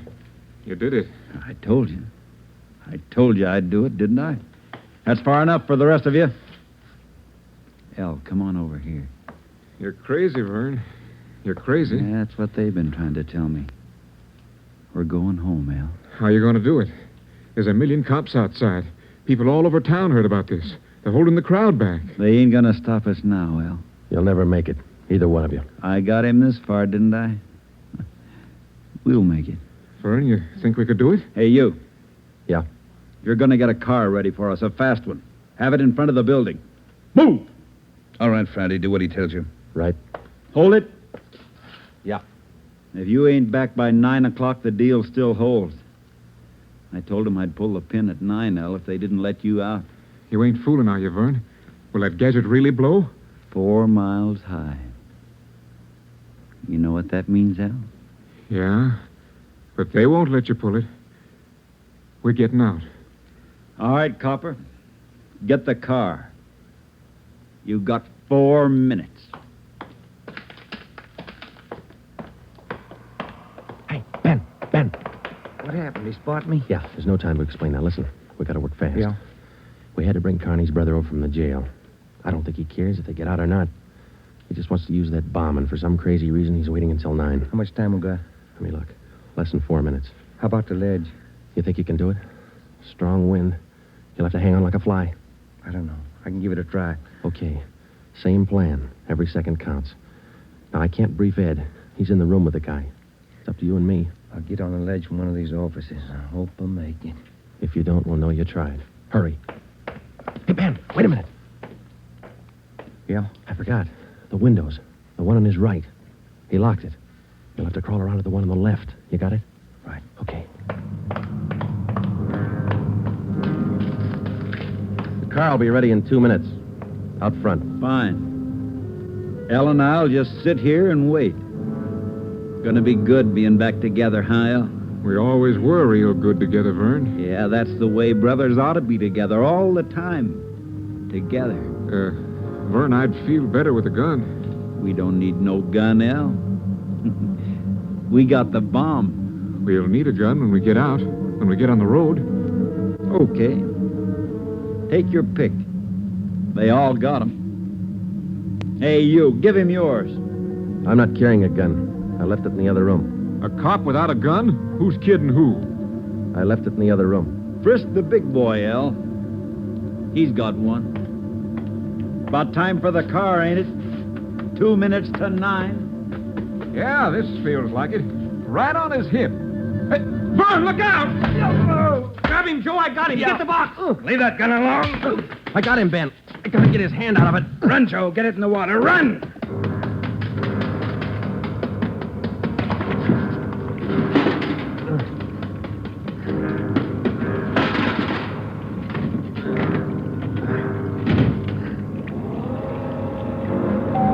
In a fast elevator, 16 floors isn't very much, but I've never shared an elevator with a live bomb. It seemed like minutes between floors. I kept watching the bucket. The bomb was completely underwater. A small stream of bubbles was hissing to the surface. I waited.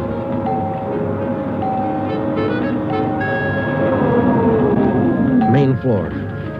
I picked up the bucket and ran for the street. I missed the first step.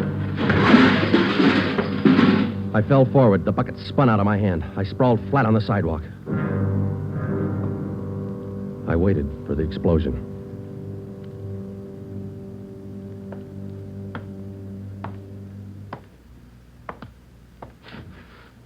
It didn't go off Friday. I gave it a good chance, Lee. It was all there. Look, at least a dozen sticks of dynamite. Snyder, bring that over here. Here you are, Lieutenant. Thanks. Here's why it didn't go off. Had it rigged for a hard trigger pull. Would have taken a good yank to set this one off. Yeah. Hi, Joe. Hi, Ben. Clumsy.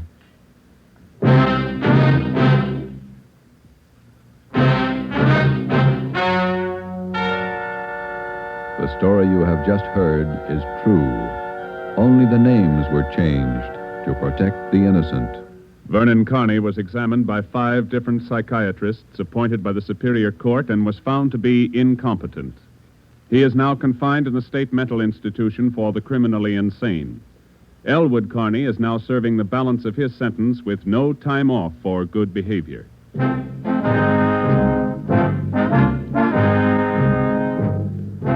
You have just heard the 7th in a new series of authentic cases from official files.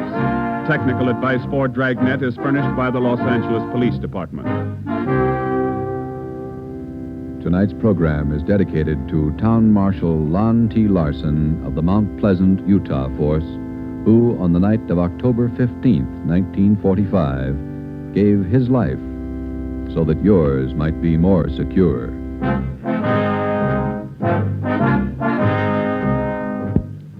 Dragnet came to you from Los Angeles. This is NBC, the national broadcasting company.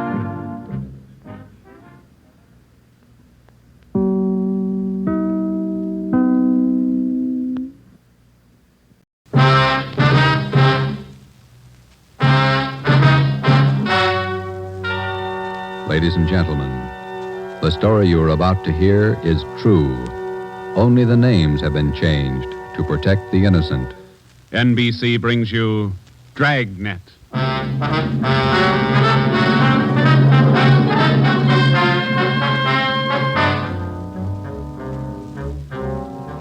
You're a detective sergeant. You're assigned to robbery detail. An armed gang of blitz bandits has started to work in your city. Their pace is fast, 4 and 5 robberies each night.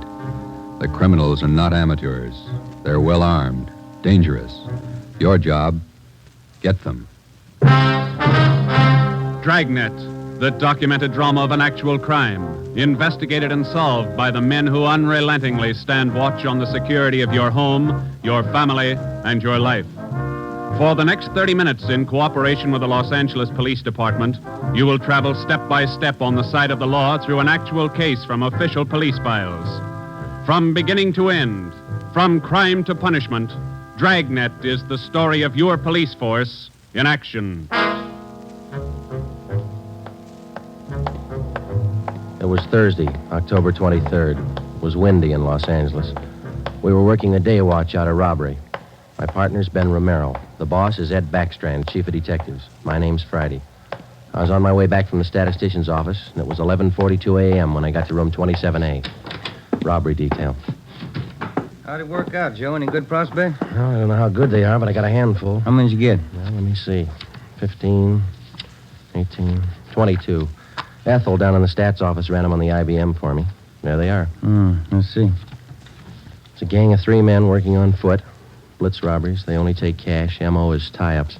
Work from 8 to 10 at night. One of the gang's tall, the other 2 short.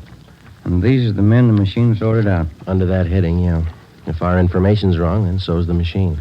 Got a good bunch of candidates here. Descriptions match up with what we got. They seem to. Check the names on that list, Ben. Some of the smartest thieves in the country. Yeah. Tommy Willis, Ray Grappa, Kemp Satelli, Manny Roberts, George Cross, Mario Koski.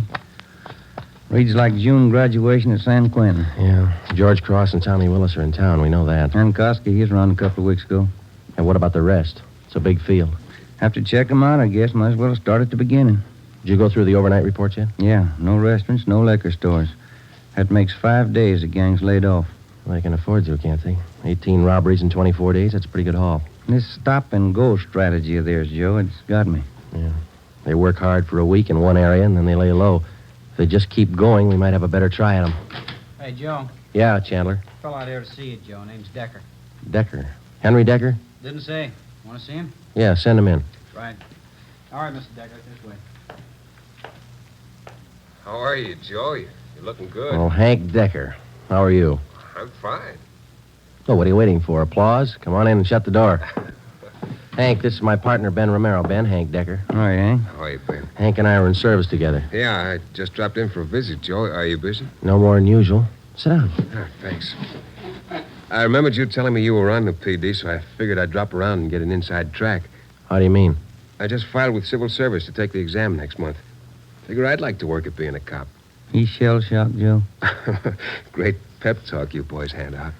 You sure you want to be a cop? Oh, look, I'm 30 years old, Joe. I'm married, high school education, about a year of junior college. What's your wife think? She's not sold. Well, that's why I dropped in. How about coming out to the house for dinner tonight? You want me to sell her? Just talk to her. 7 okay? Yeah, 7's okay. I'm glad to have met you, Ben. Same here, Decker. See you again. Bye, Joe. See you tonight, Hank. Well, what do you think, Ben? Ought to make a good cop. We had a list of 22 possible suspects. By 5 o'clock, Ben and I had checked out 2 of them who might possibly have had a hand in the blitz robberies of the 18 liquor stores and restaurants in the past 24 days. Number 1 man was Thomas Willis, Caucasian, age 29, 5 feet 11 inches, 175 pounds, dark hair, blue eyes. Number 2 man was Mario Koski, Caucasian, 5 feet 6 inches, 170 pounds, dark hair, dark eyes, large scar under his chin, running across his throat, up to and behind his left ear.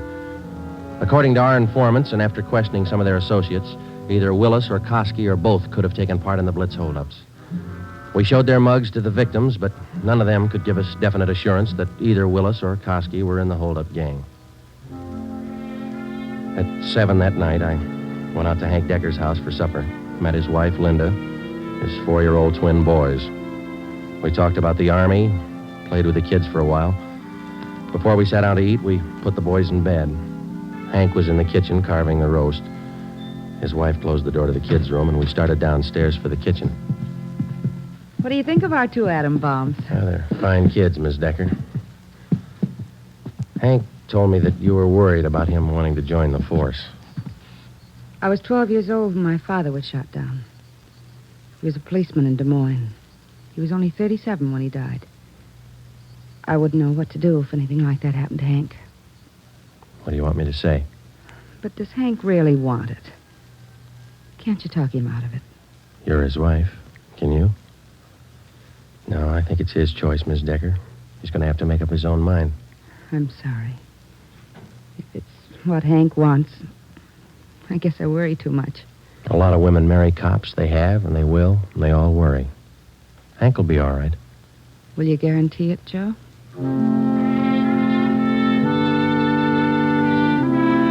During the next month, I heard from Hank Decker only once. He was studying hard. During the same month, Ben and I were working hard, trying to find some kind of a concrete lead to break the Blitz gang. There had been no subsequent holdups which seemed to tie in directly with the gang or its operations. From the list of possible suspects which Ben and I made up, 18 names had been eliminated for one reason or another. Either they were in jail at the time of the robberies, out of the Los Angeles area, or out of the state. But 4 names remained: George Cross, Tommy Willis, Mario Koski, Julian Brock.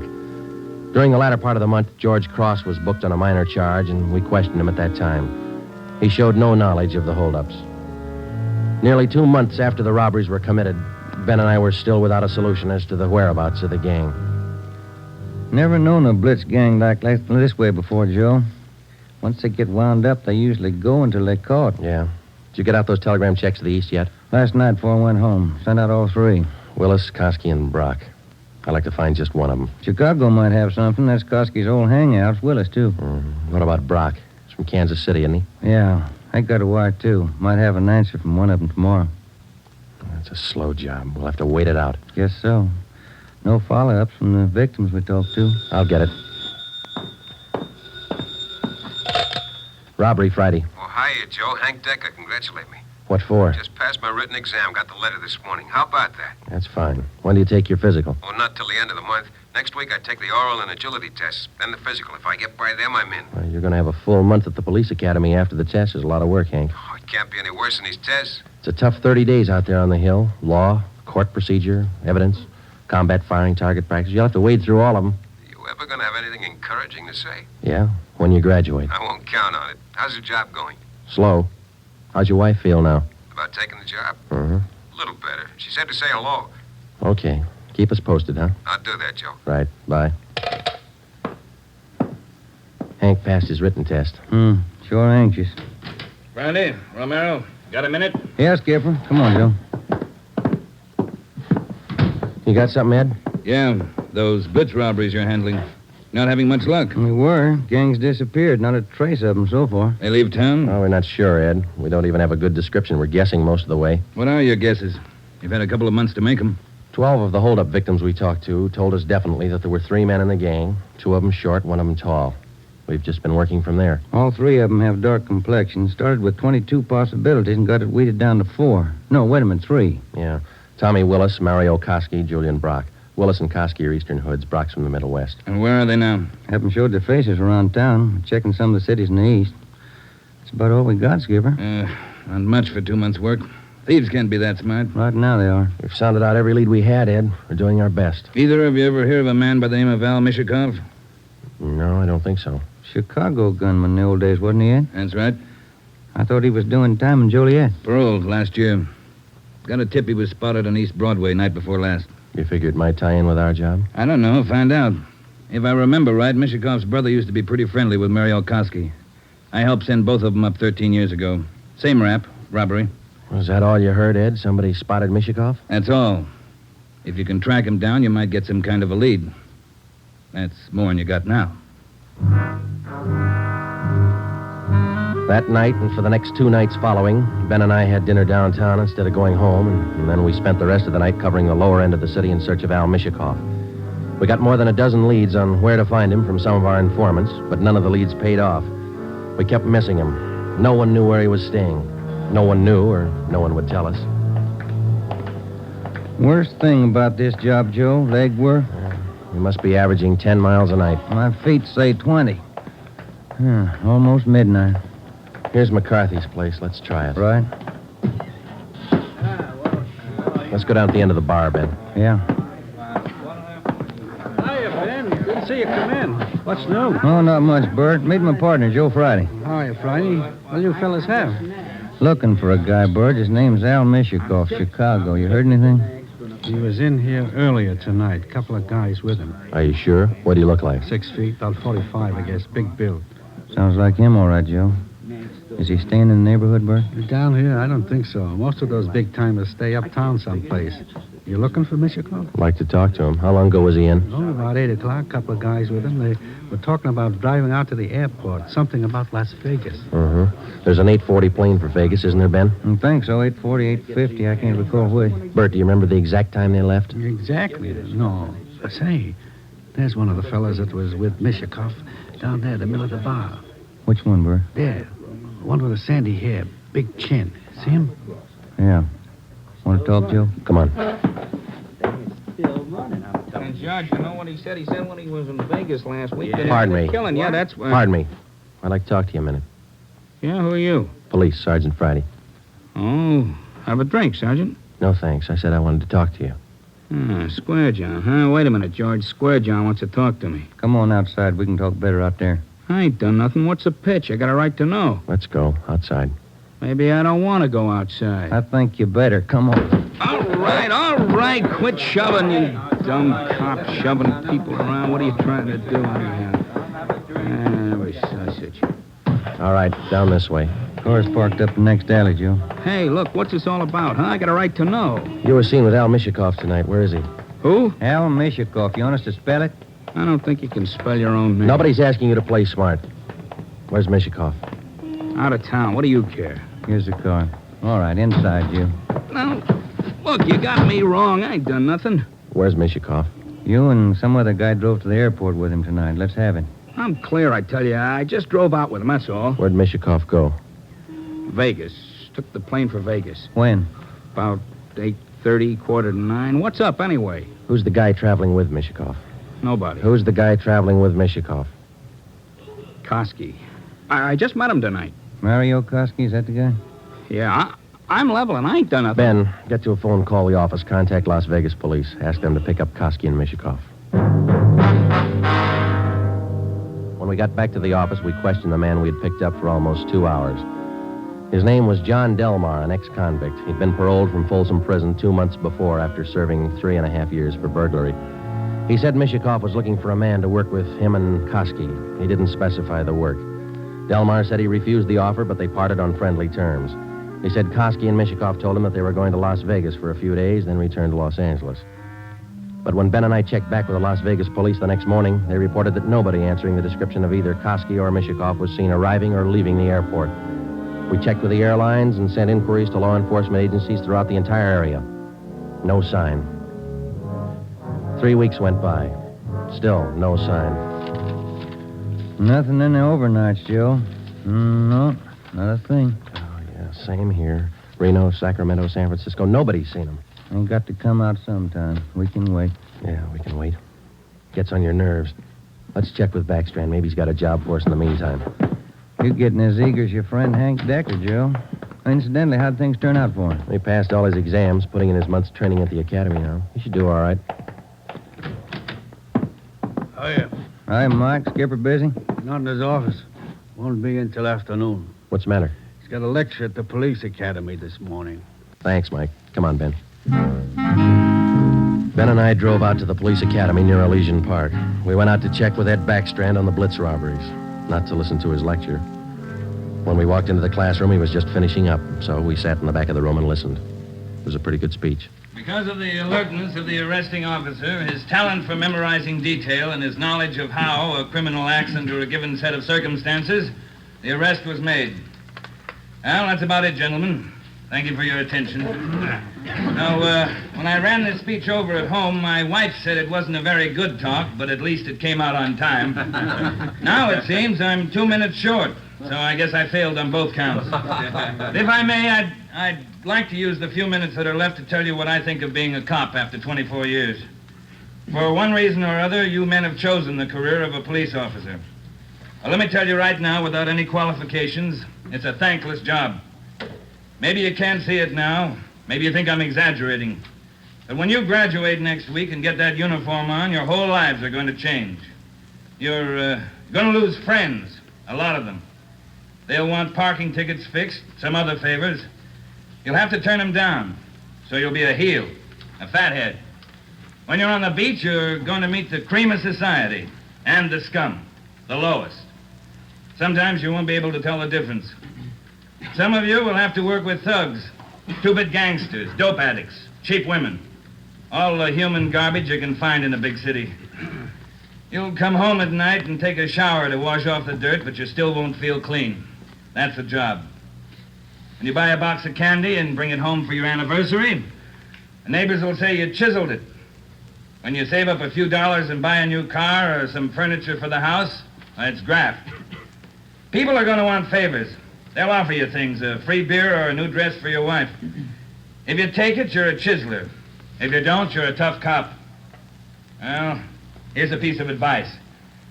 Take nothing from anyone, no matter how good a friend he is. Pay for everything you get and don't ask favors. Treat everybody alike, no matter what they look like or what they believe in. You don't play favorites.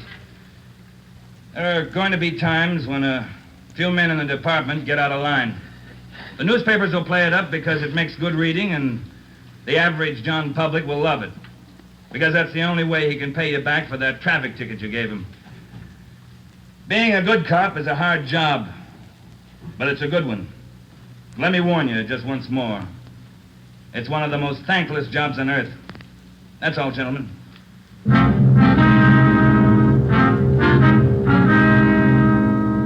The following week, Hank Decker graduated from the police academy and hit the transfer list for a regular assignment. He drew a job of teaching combat firing and boxing at the academy. He didn't like it, so he put in a request for a transfer and waited. For the next 6 weeks, Ben and I waited, too, for some sign of the Blitz bandits. There wasn't any. The only possible suspects, Mario Koski and Al Mishikoff, had disappeared completely. We kept a close check on every possible avenue of information. Still, no sign. Ben and I were transferred to the night watch on robbery for a few weeks, and that gave Hank Decker a chance to drop in and visit with us a couple of hours when he went off duty at the academy. He was still as eager as ever. Hi, Ben. Joe, anything new? Hi, Hank. Nothing here. What about the academy? Oh, big news. What's up? Getting a transfer starting next Monday. Gonna start on a beat. Thought you were all tied up with that boys' club you started out there. Oh, I was, but Hanson's gonna take over when I leave. The kids sure love it. Free swimming in the pool, boxing lessons. We teach them everything. Where's your beat going to be, huh? Central, right in the downtown district. Might learn something, huh? You'll learn a lot if you want to forget most of it. Look, it's 7:15. Don't you ever go home for dinner, Hank? Oh, getting the wife used to it. This new shift's gonna be night work, you know. Wait till you're on it for a year, and then you tell us how you like it. A year? I want to be in the detective bureau after a year. Well, you're not even going to last a year if you don't get home to dinner. Your wife's called twice this week already. She calls me. Okay, when did she call tonight? She hasn't yet. Oh, I guess I better head her off. Let me know if anything breaks, huh, Joe? I'd like to tag along. Okay, Hank.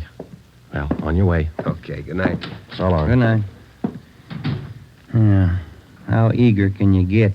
Were we like that when we started? Not me. I never had that much energy at one time my whole life. Hot shot, Joe. I'll get it.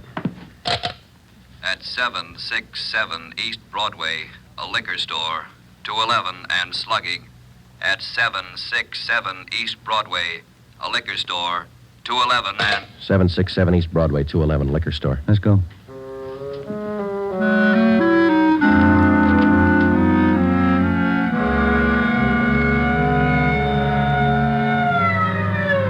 .767 East Broadway, King's Liquor Store. We pushed our way through the small crowd outside the door and into the shop. 2 patrolmen in uniform were already interviewing the proprietor. He had 2 large gashes on his head just above the right temple. He was trembling and badly shaken, but he managed to give us a good description of the hold-up men. Yeah, I can tell you what they look like. 3 of them. One short, one tall, husky, another short, one fat. You remember what they were wearing? Coats. All 3, dark coats. One of the short men, he had a big scar here on the throat, like this. After the 3 men robbed the store, they slugged me and tied me up. Turner, this man's hurt. You call an ambulance? On the way, Sergeant. That's fine. We have just one more question, Mr. King. Here's a handful of pictures. We'd like you to tell us if any one of these men were in the gang that held you up tonight. Let me look. There you are. Take your time. No, not him. No. Oh, this one. Here. He took the money from the register. Would you look through the rest, please? Are there any more? Let me see again. No. Oh, here. Another one. The fat one with the scar. This is him. I think he's the one that slugged me. Thanks, Mr. King. Here's our card. We'll be contacting you later. Turner, will you and your partner take the crime report? We got some checking to do. Right, Sergeant. Thanks. Come on, Ben. Yeah. Koski and Mishikoff. He picked out both of them, Joe. Yeah, he certainly did, didn't he? Attention all units. Attention all units. Wait a minute. The southeast corner of Broadway and East 3rd, a liquor store and restaurant 211, code 3. All units, the southeast corner of Broadway. Come on, Ben, let's roll. East 3rd.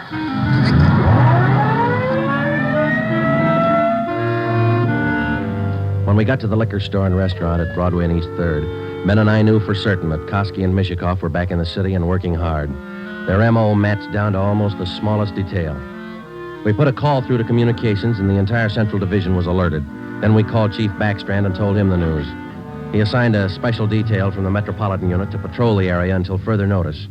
But at 9:23 p.m., before they pulled out of the police garage, the Blitz bandits added 2 more liquor stores and 1 more restaurant to their list of victims. Early the next morning, Ben and I met with Chief Backstrand in his office. You got a make on that third man yet? We ran his description through R&I early this morning, Ed. Closest candidate's a guy by the name of Julian Brock. Done time here in New York. Any tie-up with Koski or Mishikov? Mama sheet says he knows Koski pretty well. And that's good enough. Now, how do you think you're going to get these thieves? We've got the alert out, Chief. Special detail from Metropolitan Division's been briefed. Communications all set. All right, here's a tip for you. Tell the men if there's a hold-up call that only the car in the area of the hold-up will handle it. These thieves are no amateurs. They may try some decoy trick. Tell the men to stay in the area they're assigned to until they receive a call. Check? We'll take care of it, Ed. You going to be on hand tonight? And when do you figure on starting? We'll have the full detail out by 6:30. Play it safe and start at 4. Why chance missing him?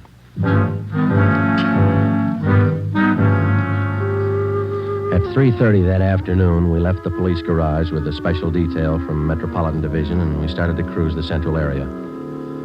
We weren't looking for any action the first few hours, and we didn't get any. The 5 o'clock traffic in the downtown area was heavy as usual. Hope that gang holds off till after 6. We couldn't get out of this traffic if our lives depended on it. Well, we'd probably do better on foot if it wasn't for radio contact. Control 4 to 80K. Control 4 to 80K, your location. Get it, will you, Joe? Yeah, wait till I get the mic. 80K to Control 4. 80K to Control 4.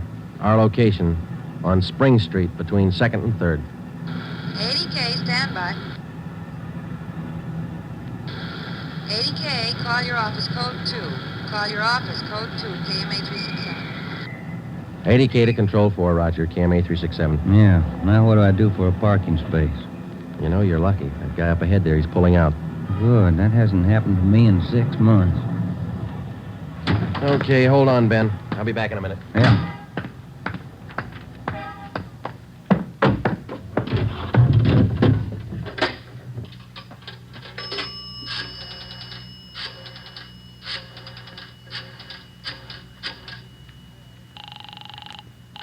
City Hall. 2511. 2511. Robbery, Chandler. This is Friday, Bill. You want us? Yeah, just a minute, Joe. Chief wants to talk to you. Hello, Friday. Yeah, Ed. Cruiser car just brought in a guy answering the description of Mario Koski. Yeah? Get over here right away and question the guy. If it is Koski, we can all go home early. Ben and I went back to the office and questioned the man who gave his name as Conrad Larkin. He was Koski's approximate height and weight, same color hair, same color eyes. The resemblance to Koski's picture was evident. We questioned him thoroughly about the Blitz robberies, and then we checked out his fingerprints. The coincidence was hard to overlook, but we were satisfied. The man was not Mario Koski. There was a phone message on my desk to call Hank's wife. I called her, and then we checked with Chief Backstrand again and started for the police garage. It was 10 minutes past 6. Hey, Ben, Joe, wait a minute, will you? Oh, hi, Hank. What's all the excitement? I heard about those jobs last night, the Blitz gang. How about tagging along tonight? What's the stare? You suit yourself, Hank. When are you due home for dinner? I told the wife I'd eat out tonight. You sure you're not due home for dinner? No, not tonight, Joe. Did you have any luck yet? Not so far, Hank. Maybe later on tonight. Come on, here's the garage. How close did you come to the gang last night? Not close enough. 2 steps ahead of us all the way. They sure must work fast. 5 jobs in a row. All right, Hank, let's don't rub it in, huh? Hey, Ben, watch it, will you? Yeah. Woman driver. How about it, Joe? You think I can make the outfit? You can talk to Ed Backstrand. He might get you a transfer after a while. Yeah, I might try it. Joe, look across the street. There's a guy coming out of the bar. Where? In front of the bar. He's standing there. Guy in the dark coat, you see? Yeah. 2 other guys behind him. Who is it? I can't be sure. Ben, you better pull up. Koski. Looks just like his picture. All right. Come on. All right, hold it, mister. We want to talk to you. Run for it, Al, copper! Watch it, Joe! Hank, get down! Get down! 2 of them down, Ben. Other one up alley. Let's go. Did they get Hank? Yeah. All right, hold it right here. All right, Koski, throw out your gun and come out with your hands up. All right, let's return the fire. Come on.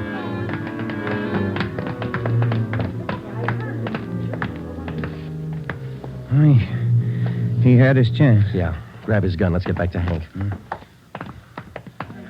Did you get the guns from the other 2? Yeah, they're dead. Hank got them both. All right, one side, please. Officer, did you call an ambulance? Yeah, they're on their way. Come on, Ben. One side, please. Will you let us through? Hank, how you doing? Not so good, Joe. Ben, will you get the crowd black? Give him some air. Would you just move back and keep right on walking? Joe, All right, easy, Hank. They'll be here in a minute. Hank? Hank. How's it doing, Joe? Gone? Yeah, come on.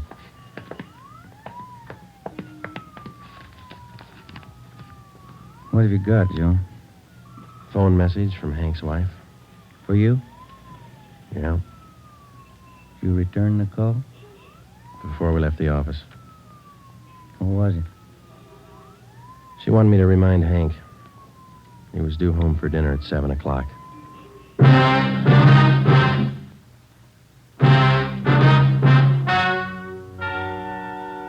The story you have just heard is true. Only the names were changed to protect the innocent.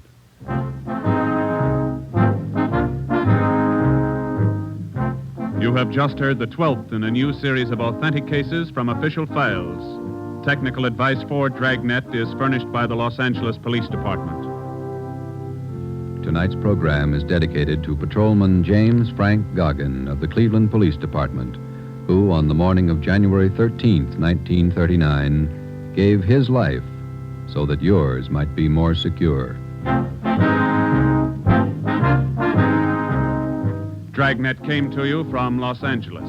If you enjoyed tonight's production of Dragnet, you'll want to listen to Richard Diamond, private detective, as played by the screen's romantic tough guy Dick Powell, heard Saturday on most of these NBC stations. This is NBC, the national broadcasting company.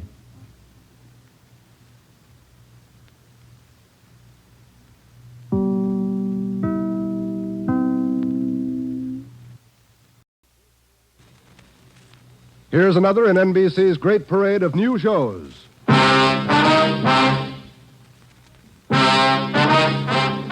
Ladies and gentlemen, the story you are about to hear is true. Only the names have been changed to protect the innocent. NBC brings you Dragnet.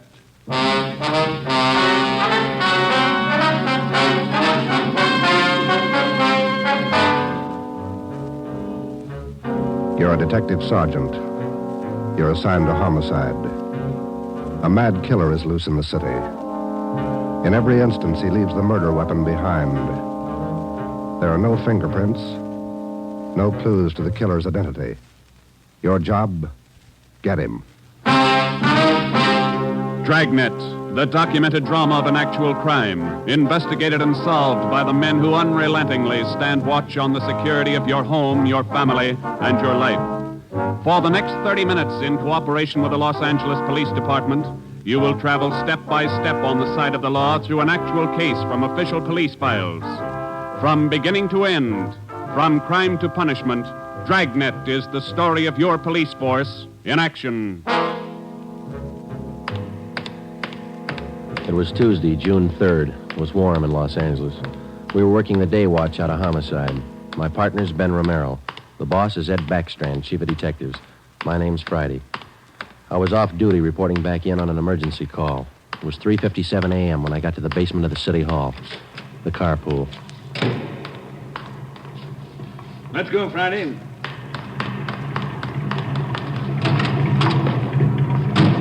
Sorry to call you back in. Couldn't be helped. All right, Ben. Okay, Skipper.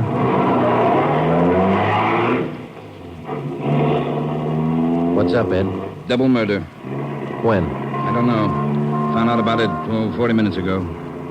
Got any ideas? Roughly same M.O. Was that 6413 Norwich, Skipper? No, 6430. What do you mean, the same M.O.? The same guy.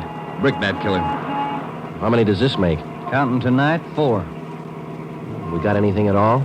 Smudged fingerprint we can't even classify. Sounds like a smart operator. We gotta get him. If we have to shake down the city from one end to the other. Big job, Skipper. Big killer.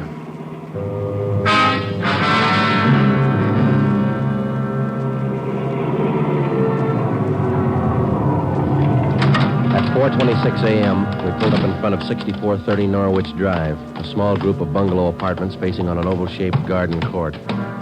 2 uniformed officers were stationed at the door to the apartment. Hi, Chief. Hiya, fellas. We went inside. Wellberg from Homicide was waiting for us. This way. In here. Well, there they are. Yeah. Mother, daughter. Joe, on the floor beside the bed. Yeah, a red brick.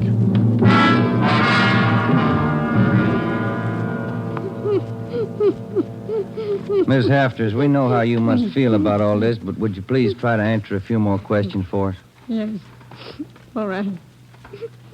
Poor Margaret. Miss Hafters, how long had you known Mrs. Diaz and her daughter? 9 years. This November they moved next door. I remember it so well. We got along right from the start. And as far as you know, the only close friends the mother and daughter had live right here in the apartment court? Yes. Margaret was a pretty girl, but she was no chaser, no boyfriends. Very close to her mother. The two of them very close. Did they keep any amount of valuables in the apartment? Money, jewelry, things like that? Oh, no. Mrs. Diaz and Margaret didn't have much, you know. Very modest income. They both worked. And you can think of no good reason. Oh, no. Oh, poor Margaret, poor Mrs. Diaz, lying in there. Shock. It's a terrible shock. Wellberg, Yes, Sergeant. would you show Miss Hafters back to her apartment? Sure, Sergeant. Thank you, Miss Hafters. We appreciate it. Yes, thank you. Poor Margaret, poor Mrs. Diaz. Well, Joe? Let's check with Ed. He's back in the bedroom. Dust that over there, will you? You get anything from the neighbors? The usual, Ed. No jealous boyfriends, ex-husbands, nothing like that. Boys find any evidence yet, Skipper? Well, still working on it. You got any theories?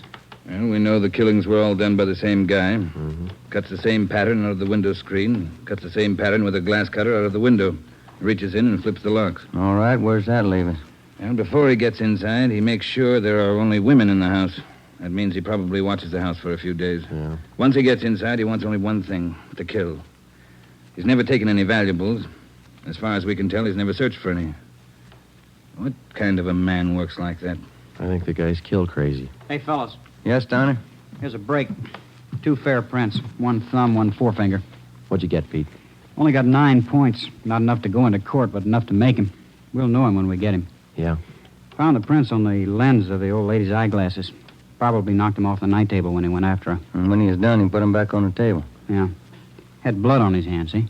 Yeah. That's funny, isn't it? Why would he go to the trouble of picking up the woman's glasses after he killed her? We'll ask him when we find him.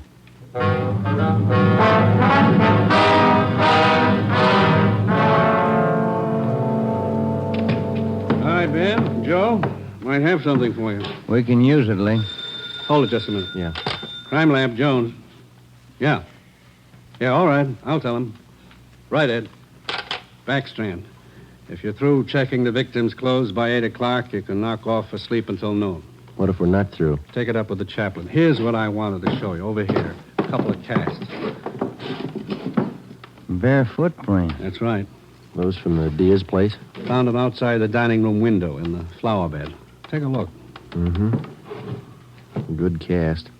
Size 9. 10. Missing toe there, huh? Left foot, first toe. That's lucky. Well, then the guy took his shoes off before he went in that house. That's the way it looks. You leave any other prints, Lee? 3 with the shoes on. Here they are. Here. Yeah.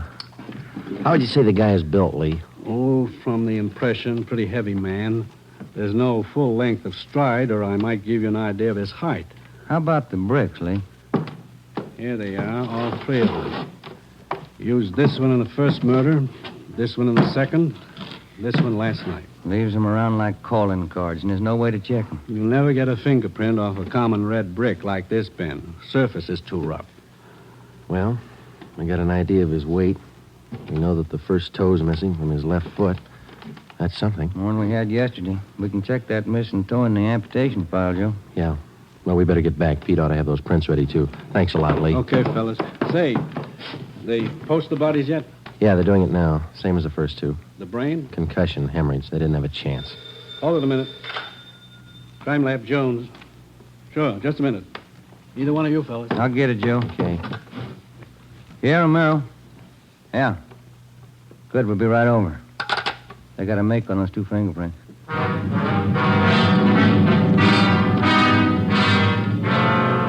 Okay, Joe. Single print file. Made him on the index finger. Let me see, Pete. Take a look, Ben. Yeah. Doesn't look like a killer, does he, Joe? Kind of nice looking. That's right, Pete. They said the same thing about John Dillinger. The name at the top of the make sheet read Carlos Richard Monterey, male, Caucasian, age 19, height 5 feet 11 inches, weight 165 pounds, dark brown hair, dark brown eyes. Last known address, 1663 Naples Street, Los Angeles. Previous arrests, 1, auto theft, February 8th, 1936. That was all. Ben and I had been expecting more. The information on the mama sheet for Monterey was 13 years old. So was the picture. So was the description. So was the address. In 13 years, a man can change in 1,000 ways. So can his habits, his appearance, his address. In 13 years, everything can change except 2 things. A man's fingerprints and a physical deformity.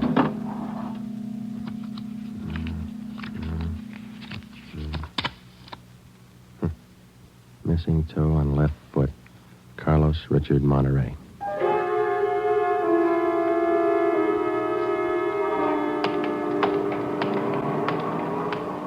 Here it is, Joe. 1663 Naples. Yeah, come on.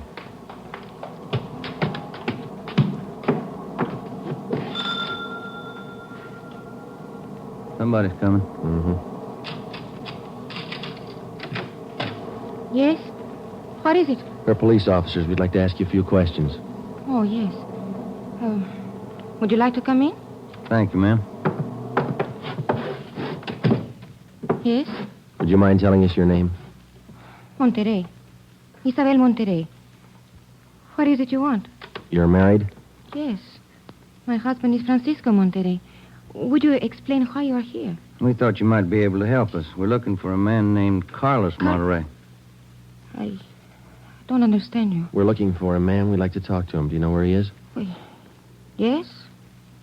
Carlos is dead 7 years ago. He's dead, my husband told me. And does your husband know Carlos, or did he know him? He was his brother. What about your husband's parents, Miss Monterey? Where are they? They're both dead. Some time now. Have you ever met Carlos? No, never. I have only heard of him. What have you heard of him, Miss Monterey? Do not ask me. This is important, very important. Francisco would not like it if I told you. It's important, Miss Monterey, believe us. Carlos, he's sick. His mind. For 8 years, Francisco has not seen him, not heard from him. He thinks he's dead. But he only thinks so, Miss Monterey. No one's told him his brother's dead. He just thinks so. What else is there to think? Where's your husband now? At his work, the store, Rivera Street near Main, grocery, Monterey Cartwright grocery.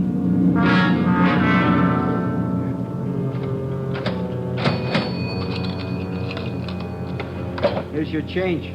Thank you, Mrs. Myers. Now, look, officers, you know how it is. You don't like to let these things get out. That's why I trust you. You can trust us, Mr. Monterey. We just want to check on a few things. Oh, fine. Always glad to help out if I can. Well, can you tell us if your brother was ever in a mental institution in his life? Oh, I know there was nothing wrong. 1923. Got a little bad, so Mom and Dad had to put him away for a while, just till he calmed down. I remember the day. Sometimes, dumb, stupid kid, what do he know? Standing there by himself in the train, crying. The public nurse, stupid way he cried. What do you do? I cried, too. I was only 10, Sergeant.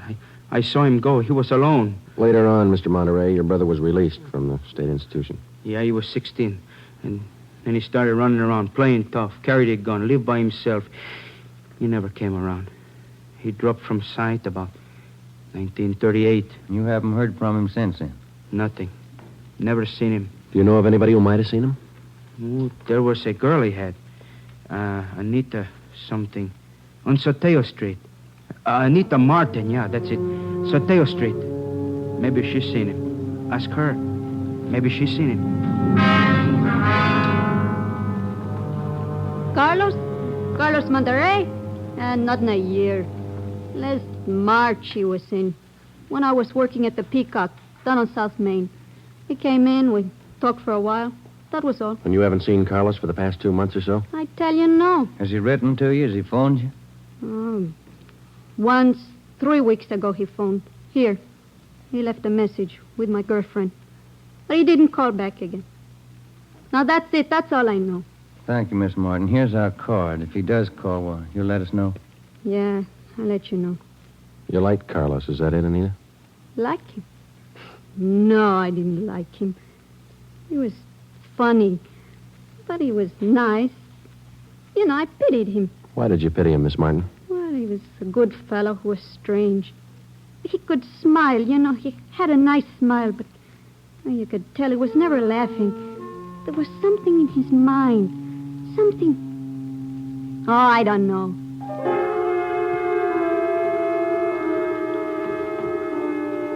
At least a year, closer to 2, I haven't seen Carlos. No letters, not a card, nothing. He was in the East the last time I heard. When was that? A year ago, January. I was in here. He sent me a calendar. Sometimes he could get along fine, very well. Other times, terrible. He couldn't keep him down. How'd he manage to stay out of jail that way, Vicente? I don't know. Sometimes he should have been in jail 5 times over. And you say you don't know of anybody who might have a recent picture of Carlos, a snapshot? No. No one I can think of. Okay, Vincenti, here's our card. If you do think of somebody, let us know, will you? It'll help. Sure, glad to. If I hear of anybody. What kind of a day is it outside? Hot? Hot.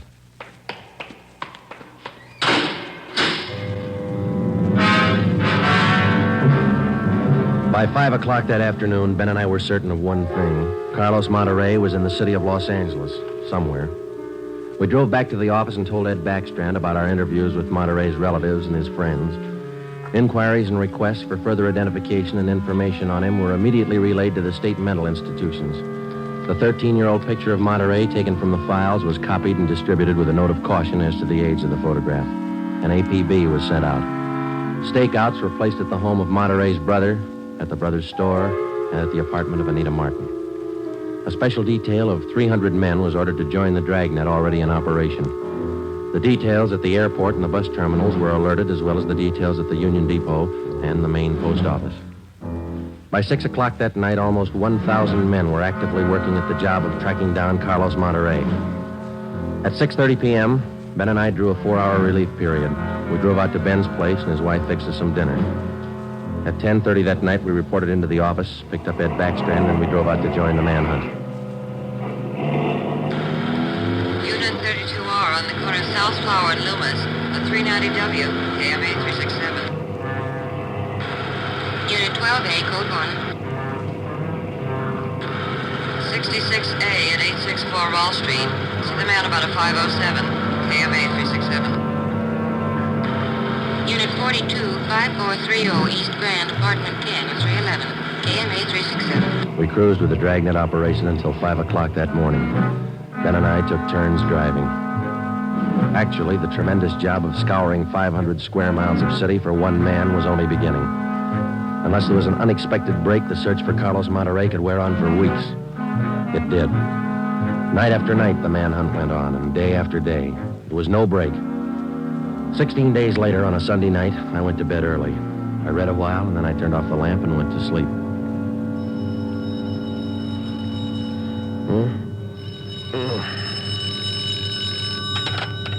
Hello? Friday talking. Sorry, Joe. Get in here as fast as you can. What's the matter? That girl Monterey knew, the one you talked to, Yeah? she left her apartment, went to her girlfriend's. Yeah? She's dead.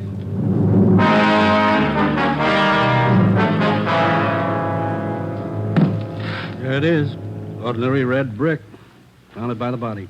How long's she been dead, Skipper? Well, she was seen alive about an hour and a half ago. Got 3 bare footprints, good length of stride. Found them down in the lot beside the house. What do they look like? Same guy. First toe missing from the left foot. The same weight impression. Should be about 5'11". That checks out with what you got, doesn't it? All right, so it's the same guy. What about those shoes we found, Lee? Yeah, they correspond. They were impregnated with foreign matter. What'd you find? Particles of lettuce leaf, dry onion skin, traces of red cabbage. Maybe a vegetable counter. Maybe.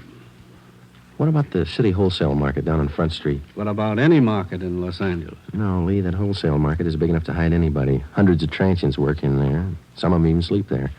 For a guy like Monterey, it'd be perfect. That's a fair guess. Check it when it opens. They open at 2 a.m. 2:30 now. All right, get back to the office and pick up as many extra men as you need. Get down there right away. Okay, Ed. Now, you know he's a rough one, so watch it. On Monday, June 23rd, at 2 minutes past 3 a.m., we pulled up at the city wholesale produce market. With the exception of 54 police officers in plain clothes who mingled with the buyers and sellers, business went along as usual. The market itself covered almost 3 square blocks in the lower part of the downtown area. It was divided off into hundreds of individual stalls by flimsy wooden partitions. To make the search even tougher, the place was crowded. For the first 45 minutes, we had the men circulate at random through the crowd on the chance that one of them might spot Carlos Monterey from the 13-year-old picture. It didn't happen. After that, we started a systematic canvass. We talked to the customers, we talked to the managers of the different booths, we gave them Monterey's description, we showed them his picture. Nobody recognized him. We checked the employment records one by one. Not a sign. Sorry, Sergeant. I'd like to help. I've never seen the guy. Okay, Mr. Snyder, thank you. We sure pick the sweet jobs, don't we? Oh, yeah, we could spend a year at this. Oh, Sergeant Friday. Yeah, Kamansky. Did you find something? Guy at the booth over there against the far wall. Thinks he might have hired Monterey a couple of days ago. Come on, Ben. Where? Over there, Sergeant. You showing Monterey's picture? Yeah, he thinks it might be him. Mr. Fresnetti, this is Sergeant Romero, Sergeant Friday. Yes, I told your boy, Sergeant. This fellow Carlos, I hired him to help last Thursday. Big rush for me now, so I hired him. You sure he's the man? In the picture? I think so. A little older, maybe. Oh, but I know faces. He's the man. You looking for him? You say you hired this man last Thursday? That's right. It's a big rush for me now in the morning. I hired him Thursday. He worked Thursday, Friday, Saturday. But he don't show up this morning, so I got no use. Too many men to pick from. He don't show up, I let him go. What kind of work did he do for you? Same as he did for Schiller down there. Heavy work. Moving the stores, cleaning up. What kind of produce does Schiller handle, Mr. Franzenetti? Fancy, very fancy vegetables. Choice. New potatoes, expensive red onions. Schiller sells to the big hotels. Does Schiller handle brown onions, Mr. Franzenetti? Oh, only the best. Big dealer that Schiller. Sells it to the big hotels. How long has this Carlos been working around the market? Oh, I don't know. It's just like the rest. First he worked for me, then Largo Massini, then Schiller. Hey, why are you looking so hard for him? He stole something? He murdered somebody. Him? Mamma mia, murder. Do you have any idea where Carlos lives? Oh, me? No. And if he comes back here, I tell him to get out. I got nothing to do with this trouble. No, you'll tell him nothing, Mr. Fresnetti. Here's our card. If you see Monterey again, call us. Say nothing to him. Oh, sure. I remember. Joe, call the chief at the office, will you? Message just came in. Thanks, Al. Come on, Ben. Yeah, there's a phone booth. See? No, I don't. Where? Straight ahead, little to the left. Oh, yeah. You got a nickel? Let's see. Oh, yeah. Yeah, there you are. Thanks. I'll see what Ed wants.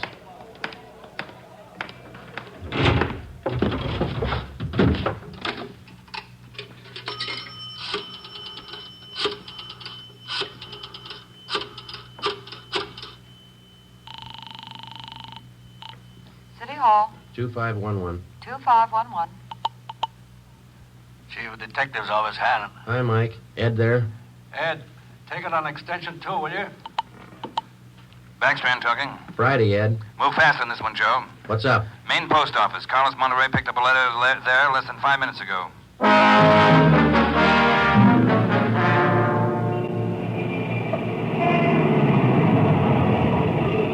Come on, Ben. There's Ed over there with Wellberg. Yeah. Traffic short jammed up around here.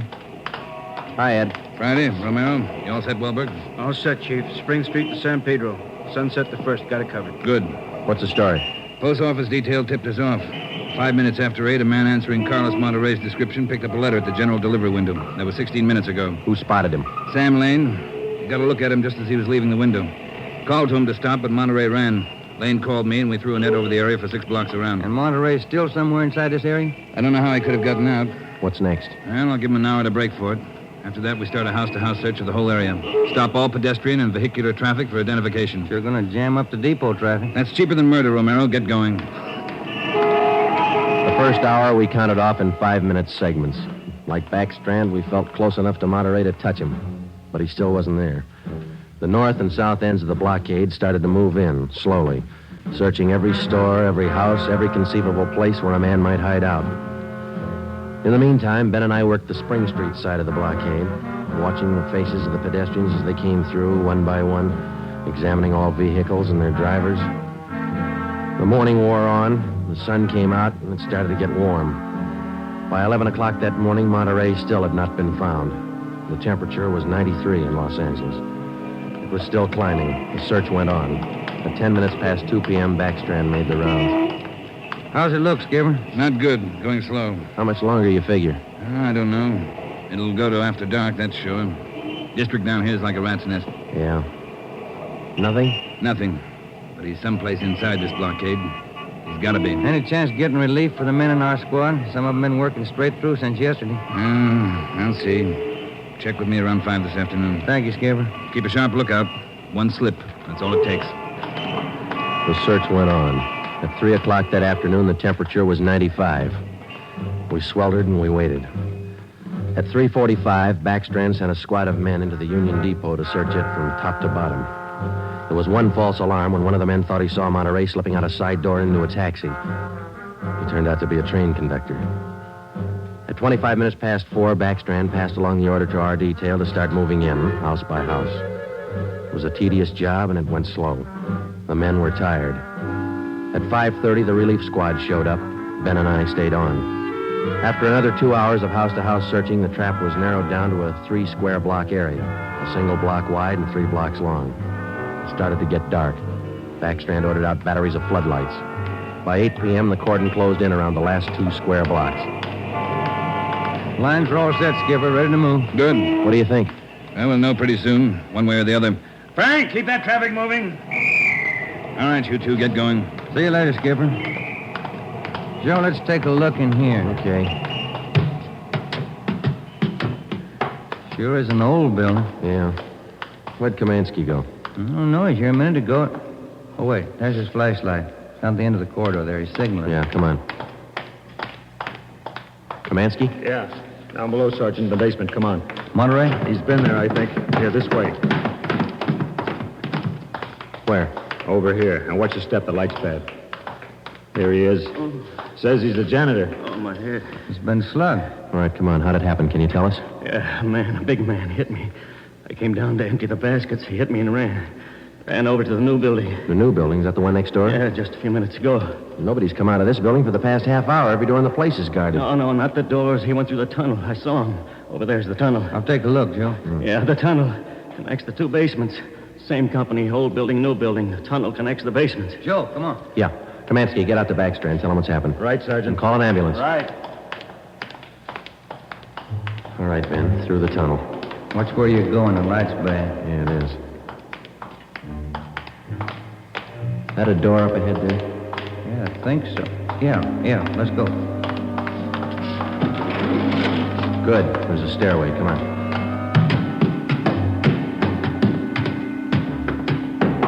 Watch the doors. Joe, the elevators. They're both on the 3rd floor. Let's head for the stairs. Ben, come on.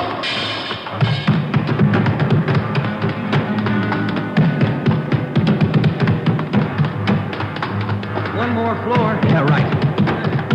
Come on, hurry. Yeah. Look, top of the stairs. There he goes. All right, hold it, you. Stuck in the elevator. Joe, he's going down. Well, we'll never make it on the stairs. Joe, look. This other elevator. The control lever's bent. Let's try it anyway. Yeah. All right, kick the control lever. Kick it, Ben. That's good. All right, Ben, knock the lever back. Come on, quick. Yep. What's the matter? Joe, it's jammed. We're going past. All right, let's kick it. Here. There, that does it. Can you reach the door control? Wait just a minute. I'll see. Yeah. Okay. Well, he's still in the building. Both elevators are here now. Yeah. Down the hall, Ben. The office on the left, I think. Yeah. Okay, here we are. All right, keep clear of the door. All right, Monterey, put on that gun and come on out. I'll kill you! I'll kill all of you! All of you! Okay, Joe, let's take him. Watch it, Ben. He's throwing everything he can get his hands on. I'll kill you! Come on! Come on!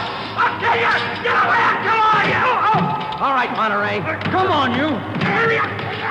Everywhere you! Kill you! Okay, Ben, take him.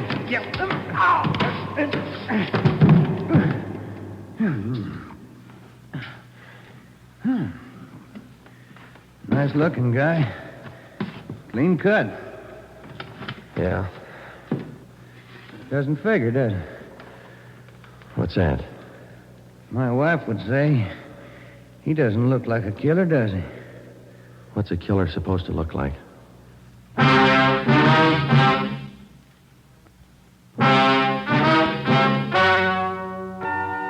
story you have just heard is true. Only the names were changed to protect the innocent. Carlos Monterey was examined by 5 different psychiatrists appointed by the Superior Court and was found to be sane. He was tried and convicted of murder in the first degree. He was executed in the lethal gas chamber at the state penitentiary.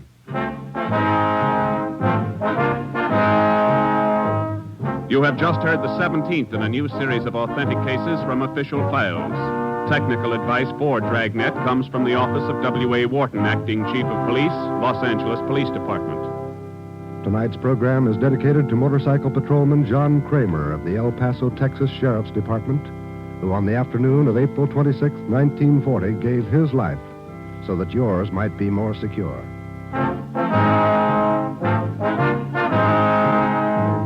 Dragnet came to you from Los Angeles.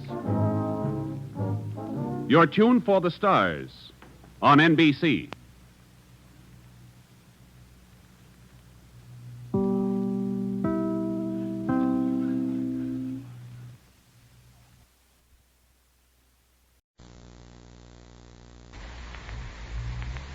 Ladies and gentlemen, for a more authentic presentation, portions of the program you are about to hear were actually recorded on the scene.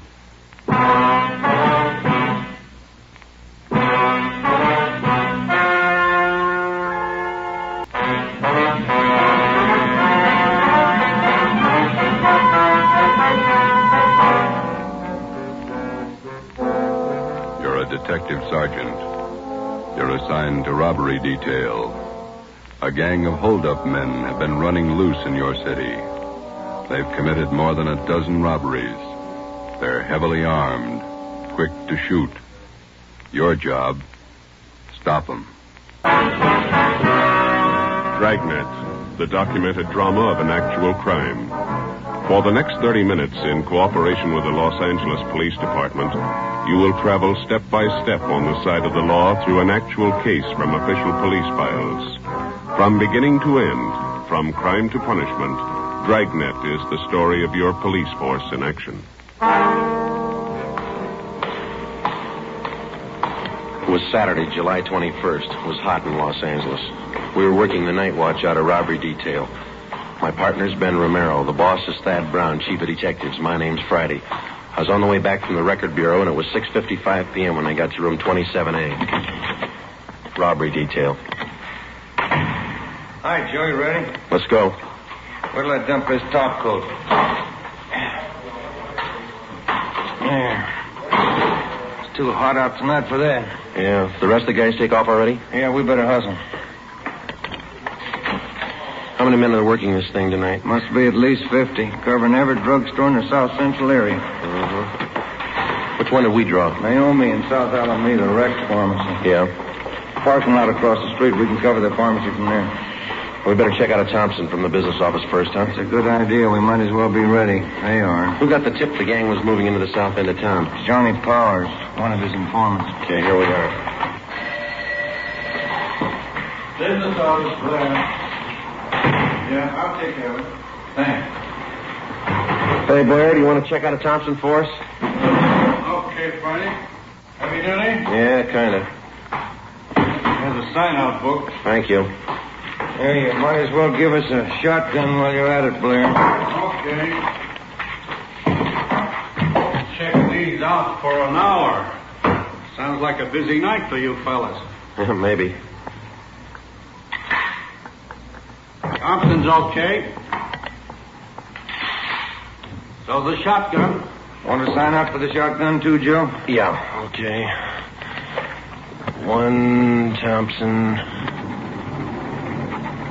submachine gun, one shotgun. You got those serial numbers there, Blair? Yeah. Thompson 67811. 67811. Yeah. Shotgun 655228. 5228. Okay. Signed Friday. Serial number 2288. Ben Romero. What's your serial number, Ben? 2633. Oh, yeah. 33. 6 shells for the shotgun, 50 shells for the Thompson, okay? All right, I'll sign for him. Okay. Gang's pretty rough, I understand. Gun heavy. Yeah, that's what they tell us. Okay. Here's the book, all signed. Okay. Here you go. A lot of firepower there. Yeah. Hope you don't have to clean them when we bring them back. We went down to the basement of the city hall, picked up our car, 80K, and drove out to Naomi and South Alameda streets. We located the parking lot and pulled in. There were 4 other cars parked in the lot so we wouldn't be conspicuous. Ben and I got in the back seat out of the light. From our vantage point, we had a clear view of the entrance to the Rex Pharmacy across the street. We had the shotgun and the submachine gun on the seat beside us. We listened to the calls coming on the radio, and we waited. 13J, stand by. There's no cooler here than it is in the office. Yeah.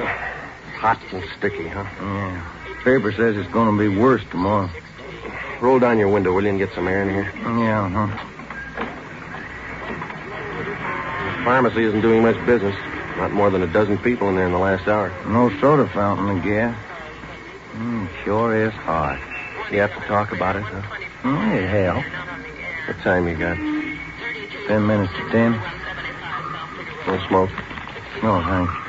Yeah, I'll get it. That gang's gonna show up here. Wish they'd get it over with. Fellas might have got a bum tip. Well, the gang hasn't missed a weekend for 2 months. I wonder how much time the average cop spends waiting. I don't know. Put it all together, it'd make a fine vacation. What do we do, sit this out till the pharmacy closes? Yeah, 2 a.m. Sure is hot. Yeah. Midnight came and passed. The traffic on South Alameda thinned out. Only an occasional customer entered the pharmacy across the street.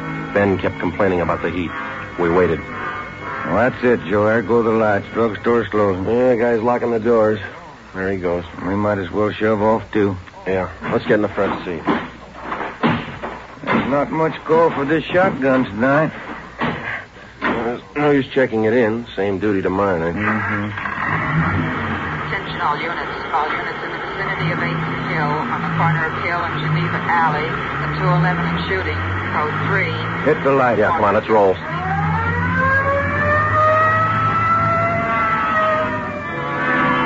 Sunday, July 22nd, 2:15 a.m. Ben and I pulled up at the Merchant Security Trust Company on the corner of South Hill and Geneva Alley. 2 patrol cars were already on the scene, and 4 uniformed officers were trying to keep back a crowd of people who had gathered at the top of a flight of marble stairs which led off the street, down one flight to the bank's night depository. At the bottom of the stairs, an elderly man was sprawled out, face down, his right arm twisted under him. The man was dead. Ben counted 5 bullet wounds in the victim's back. We interviewed the only witness, a young sailor. My name's Vasey, Sergeant. Don Vasey, quartermaster, 2nd class. Here's my ID card. You saw the shooting, Vasey? I was about a half a block away. I just came out of the bar down the street there, the Top Hat. Yeah? Had a couple of beers, then I left and I started walking back to the hotel. When was that? About 5 after 2. Mm-hmm. Go on. Well, before I got to the corner, I saw this man ahead of me. He crossed the street and headed over for the bank. Then this car pulled up and some guys got out. They ran over to the man and it looked like they were frisking him. Yeah? All of a sudden, I heard shots. The man ran for the stairs here, and it looked like he stumbled and fell. A bunch of guys jumped back in the car and drove away. What'd you do then? Well, I ran up to see what I could do for the old man. He was lying down there where he is now. Nothing I could do for him. I yelled for a cop. Did you get a look at the men in that car? No, I just saw him from a distance. 4 of them, maybe 5. What about the car? Did you see the license number? The last couple of numbers, that's all. 699. Couldn't see the rest. Mm-hmm. What was it, a coupe or sedan? A sedan, maroon color. It was a Pontiac, either a 1940 or 41. You sure about that? I used to own one back in Delaware, 1940 model. I sold it to my brother when I went in the Navy. I'm sure all right. And you're sure about the number of men in the car? Oh, yes, sir. 4 or 5, no more. I see, thanks. Well, will you drive back to the office with us and give us a full statement? Sure, Sergeant. Anything you say. You can wait in the car, Vasey. We won't be long. Sure. Well, what do you think? I don't know. Drugstore gang? Said there were 4 guys. Could be. No description. Maroon car. 3 numbers off the license plate. Pretty thin. Yeah. Looks like a hard summer.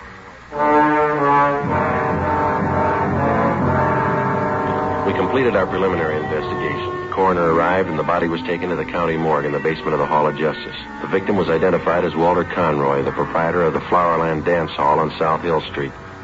Together with officers Fremont and Hurst from Homicide, Ben and I spent most of Sunday tracking down employees of the dance hall and interviewing them. We sent a rush teletype to the Department of Motor Vehicles in Sacramento containing the partial license number, plus our scanned information on the car which the suspects drove. Early Monday afternoon, Ben and I, along with Captain Ed Walker of Robbery Detail, met with Chief of Detectives Thad Brown. What kind of a motive are you working on? Robbery. The dance hall manager, Conroy, was on his way to the bank's night depository when this bunch caught up with him. He had the night's receipts with him from the dance hall. How much they got, Walker? $350. They missed over 1,000 Conroy had in an inside pocket. No idea who pulled the stick up? It could have been that drugstore gang. Why them? Well, they haven't missed working a weekend night for 2 months. There's no sign of any other job that they might have pulled Saturday. Just a hunch, Chief. Nothing to go on. We'll have to guess our way for a while. Sacramento checking the description of the car, the numbers off the license plate? Yeah, ought to have an answer this afternoon. Any leads on the drugstore gang at all? Plenty. None of them good. Suspects are loaded down with guns. That's all we know. Excuse me. Brown speaking. Just a minute. Friday's for you. Oh, thanks. Reach it over here. Friday. Yeah, Ralph. How many? Yeah. Okay, thank you. Well, I got an answer from DMV Sacramento about the holdup car. What'd they say, Joe? Well, they looked up the possible combinations of 1940 or 41 Pontiac sedans with the numbers 699 on the license plate. Yeah? 123 possibles to check. Not much choice. No car of that description on the hot list. Killer might be the legal owners. 123. Well, even after we check them, we still might not have the right party. That's right. If we got a better lead, we'll work on it. Nope. Well, then ride this till it falls apart. For the next 13 days, Ben and I, Fremont and Hurst from Homicide, plus a half a dozen other men, hacked away at the list of 123 car registrations, any one of which could have been issued to the holdup car. The color of the sedan didn't help us much to start with, since California vehicle registrations do not include the colors of the cars. After 14 days of gradual elimination of possibles, the field was narrowed to 6, then 4, and then 2. August 6th, Monday, 5:30 p.m. Ben and I were called to Thad Brown's office. Gentlemen, you checked out that last possible yet? About 20 minutes ago. It didn't pan out. What about Hurst and Fremont? They had one left. Right here. Could be the answer. Yeah. 1940 Pontiac sedan, license number 4X-ray699. Last registration, San Diego. Sounds good. We teletyped to San Diego police. They say the car's been sold to a woman out in Santa Monica. Anyone checked her? Well, that's what I want you two for. San Diego and Santa Monica. Well, it's in the right area. Can't afford to miss now. I hope it's the right one. Well, it's got to be. Check it. Ben and I checked the woman in Santa Monica, Mrs. Fielding. She told us that she had sold the car 6 months before to a friend who lived in Bakersfield. We contacted her friend. He told us the car had been traded in by him to an auto dealer in Pasadena. We checked the dealer. He said the car had been sold off his used car lot 2 months before. The new buyer had given his name as Emil Thurston. 2 names were given as reference, Lloyd Newton and John Lacombe. We ran a routine check through the record bureau.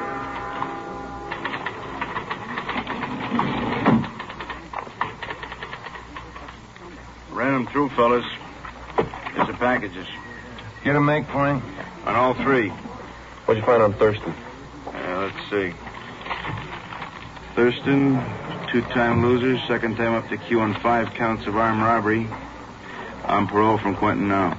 How about the other 2? Lacombe, let's see. Preston Reformatory, 2 terms, went up 3 years ago, violation of Dyer Act. He's on parole, too. What about Newton? Did you make him? 2 terms in Oklahoma. They're looking for him now, jump parole. Can I look at that just a minute, Frank? Oh, sure. Let's have all 3 of them here. Take a look, Ben. Each one of the mama sheets on these 3 guys. Yeah. Right here under General M.O., see? Mm-hmm. Thurston, heavily armed at time of arrest. Yeah. This one, Lacombe. Huh? Heavily armed. This one on Newton. Same thing. Gun happy. Yeah. Come on. At the time he purchased the car, suspect Emil Thurston listed his home address as 1517 North Hoover Avenue. Previous robbery victims positively identified Thurston and his companions. At 1517 North Hoover, the landlady also identified Thurston and his companions as tenants. She told us they drove a red sedan and they parked the car at a Temple Street garage.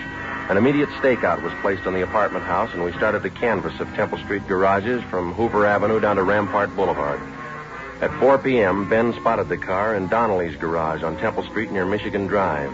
The garage attendant told us that the owner of the car had given his name as Emil Thurston. We showed him the mug shots. Yeah, used to park his car in here a while back. Then he came in yesterday morning with these two guys and said he wanted a paint job. Doesn't look like he needs a paint job to me. They offered me $20 extra if I do it in a hurry. He wants the car painted green. When's he going to call for the car? About 10 o'clock tonight. These jobs take time. He's not going to like it if the car's not finished. He won't like it if it is. Come on, Ben.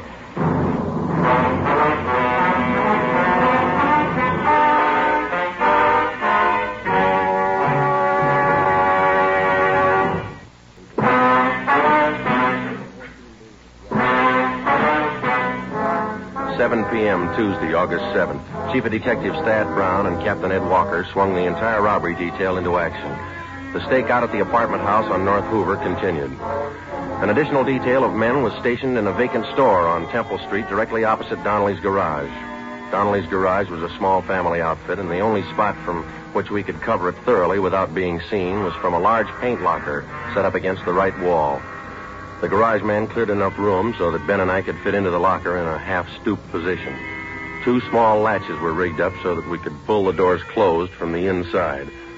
4 ventilation holes at the top and bottom of the doors provided us with peepholes. At 8 o'clock that night, Ben and I took our places inside the locker. The trap was set. We waited. Can you see all right, Joe? Yeah. It's hot in here. Stale air. It's a tight fit. I'm getting a clamp in my shoulder. What time did that garage man say he closed? 11 o'clock. There's lousy paint smells. Stuffy. Hey, that car pulling in. Can you see the driver? Wait a minute. It's nothing. Somebody getting gas. Hope they show up. Wouldn't want this to go on another night. Well, don't count on it. Foot's going to sleep. Why don't you stand still? What time you got? Let me see. Get the light on in here. 10 minutes to 9. Thanks. The popular conception of the working detective rarely includes a glimpse of his everyday run-of-the-mill duties. Filling out forms, conducting interviews, or waiting long, monotonous hours parked in a car or standing half-crouched in a garage paint locker. It's slow, dull, and tedious, and it's 95% of the police officer's job. By 10 o'clock that night, there was still no sign of Thurston and his friends. The cramped locker got more cramped with the passing minutes. The air was thick with paint fumes. We waited. At 10:55, a taxi pulled to a stop in front of the garage. 3 men got out. You see him, Joe? Wait till they step into the light. There's another guy still in the cab. Here they come. There's the first guy. Yeah, it's Thurston. 4th guy's getting out of the cab. That looks like Newton, doesn't it? That's him. Yeah, it's Lacombe right behind. Fat guy. Here they come. You sure do look the part. All right. Unlatch your door, but don't open it. Yeah. Quiet, Ben. What's the matter? That latch is stuck. Wait a minute. Did you get it? No, it's really stuck. All right, tap it with your gun stock. Come on, easy. There. There it is. It's loose. Good. Can you see where they are now? Yeah. Talking to the garage man. Not looking this way. No, they just stay that way, huh? You ready? Okay. Don't tip them off till we're right on top of them. Let them get away from that garage man, huh? Right. All right. Let's go. Approximately 25 or 30 yards separated us from the suspects. I glanced across Temple Street at the vacant store where Thad Brown and the other men were staked out. 25 yards is a long way to walk when you're approaching a murderer, and you know that he won't hesitate to kill you in order to escape. Ben flipped the safety off the machine gun. We were almost halfway across the garage, 15 yards away. Thurston turned and saw us. Look out, Joe! Stop them! You got one of them. They ducked behind the car, went up the stairs. 3 of them. Come on.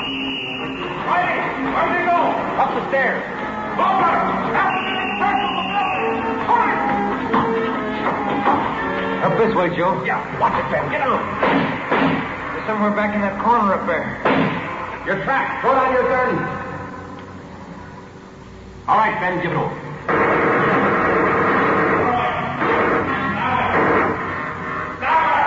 Throw down your guns. Throw them down.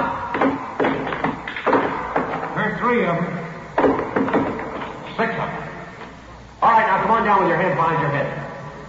Cover me, Ben. I'll frisk them. Right. You up on the end. Get your hands in the back of your head. All right, stand still. All right, next one. Go on. Clean. All right, look home. Watch him, John. All right, you. Rest of you, stand back. Keep your hands up. You all right, Joe? Yeah.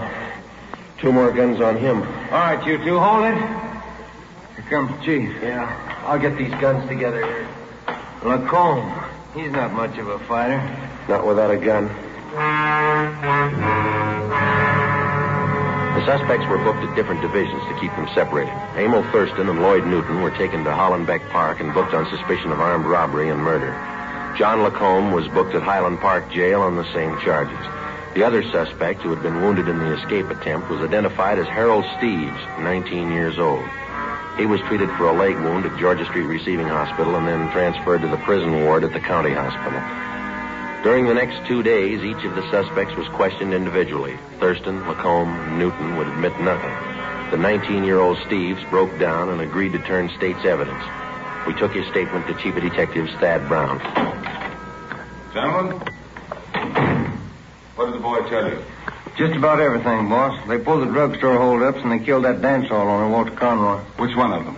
Well, the kid says Thurston shot him. He says Thurston's the gang leader.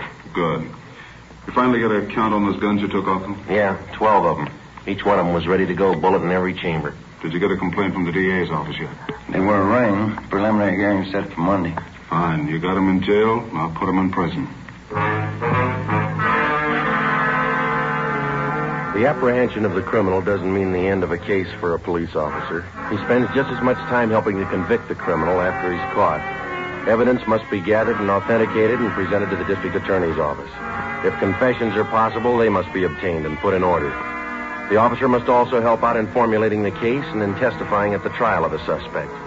On October 30th, almost 3 months after the Thurston gang was apprehended, they were brought to trial in Superior Court. It was a routine affair. Harold Steves took the stand and told the story of the gang's activities. The victims identified the suspects and testified to the robberies. Both Ben and I took the stand and testified to the arrest and possession of guns by the defendants. We received no cross-examination. On the morning of March 2nd, the case went to the jury. Ben and I had lunch with Lieutenant Rombo from robbery in the City Hall cafeteria, and it was 5 minutes past 1 when we got back to the office.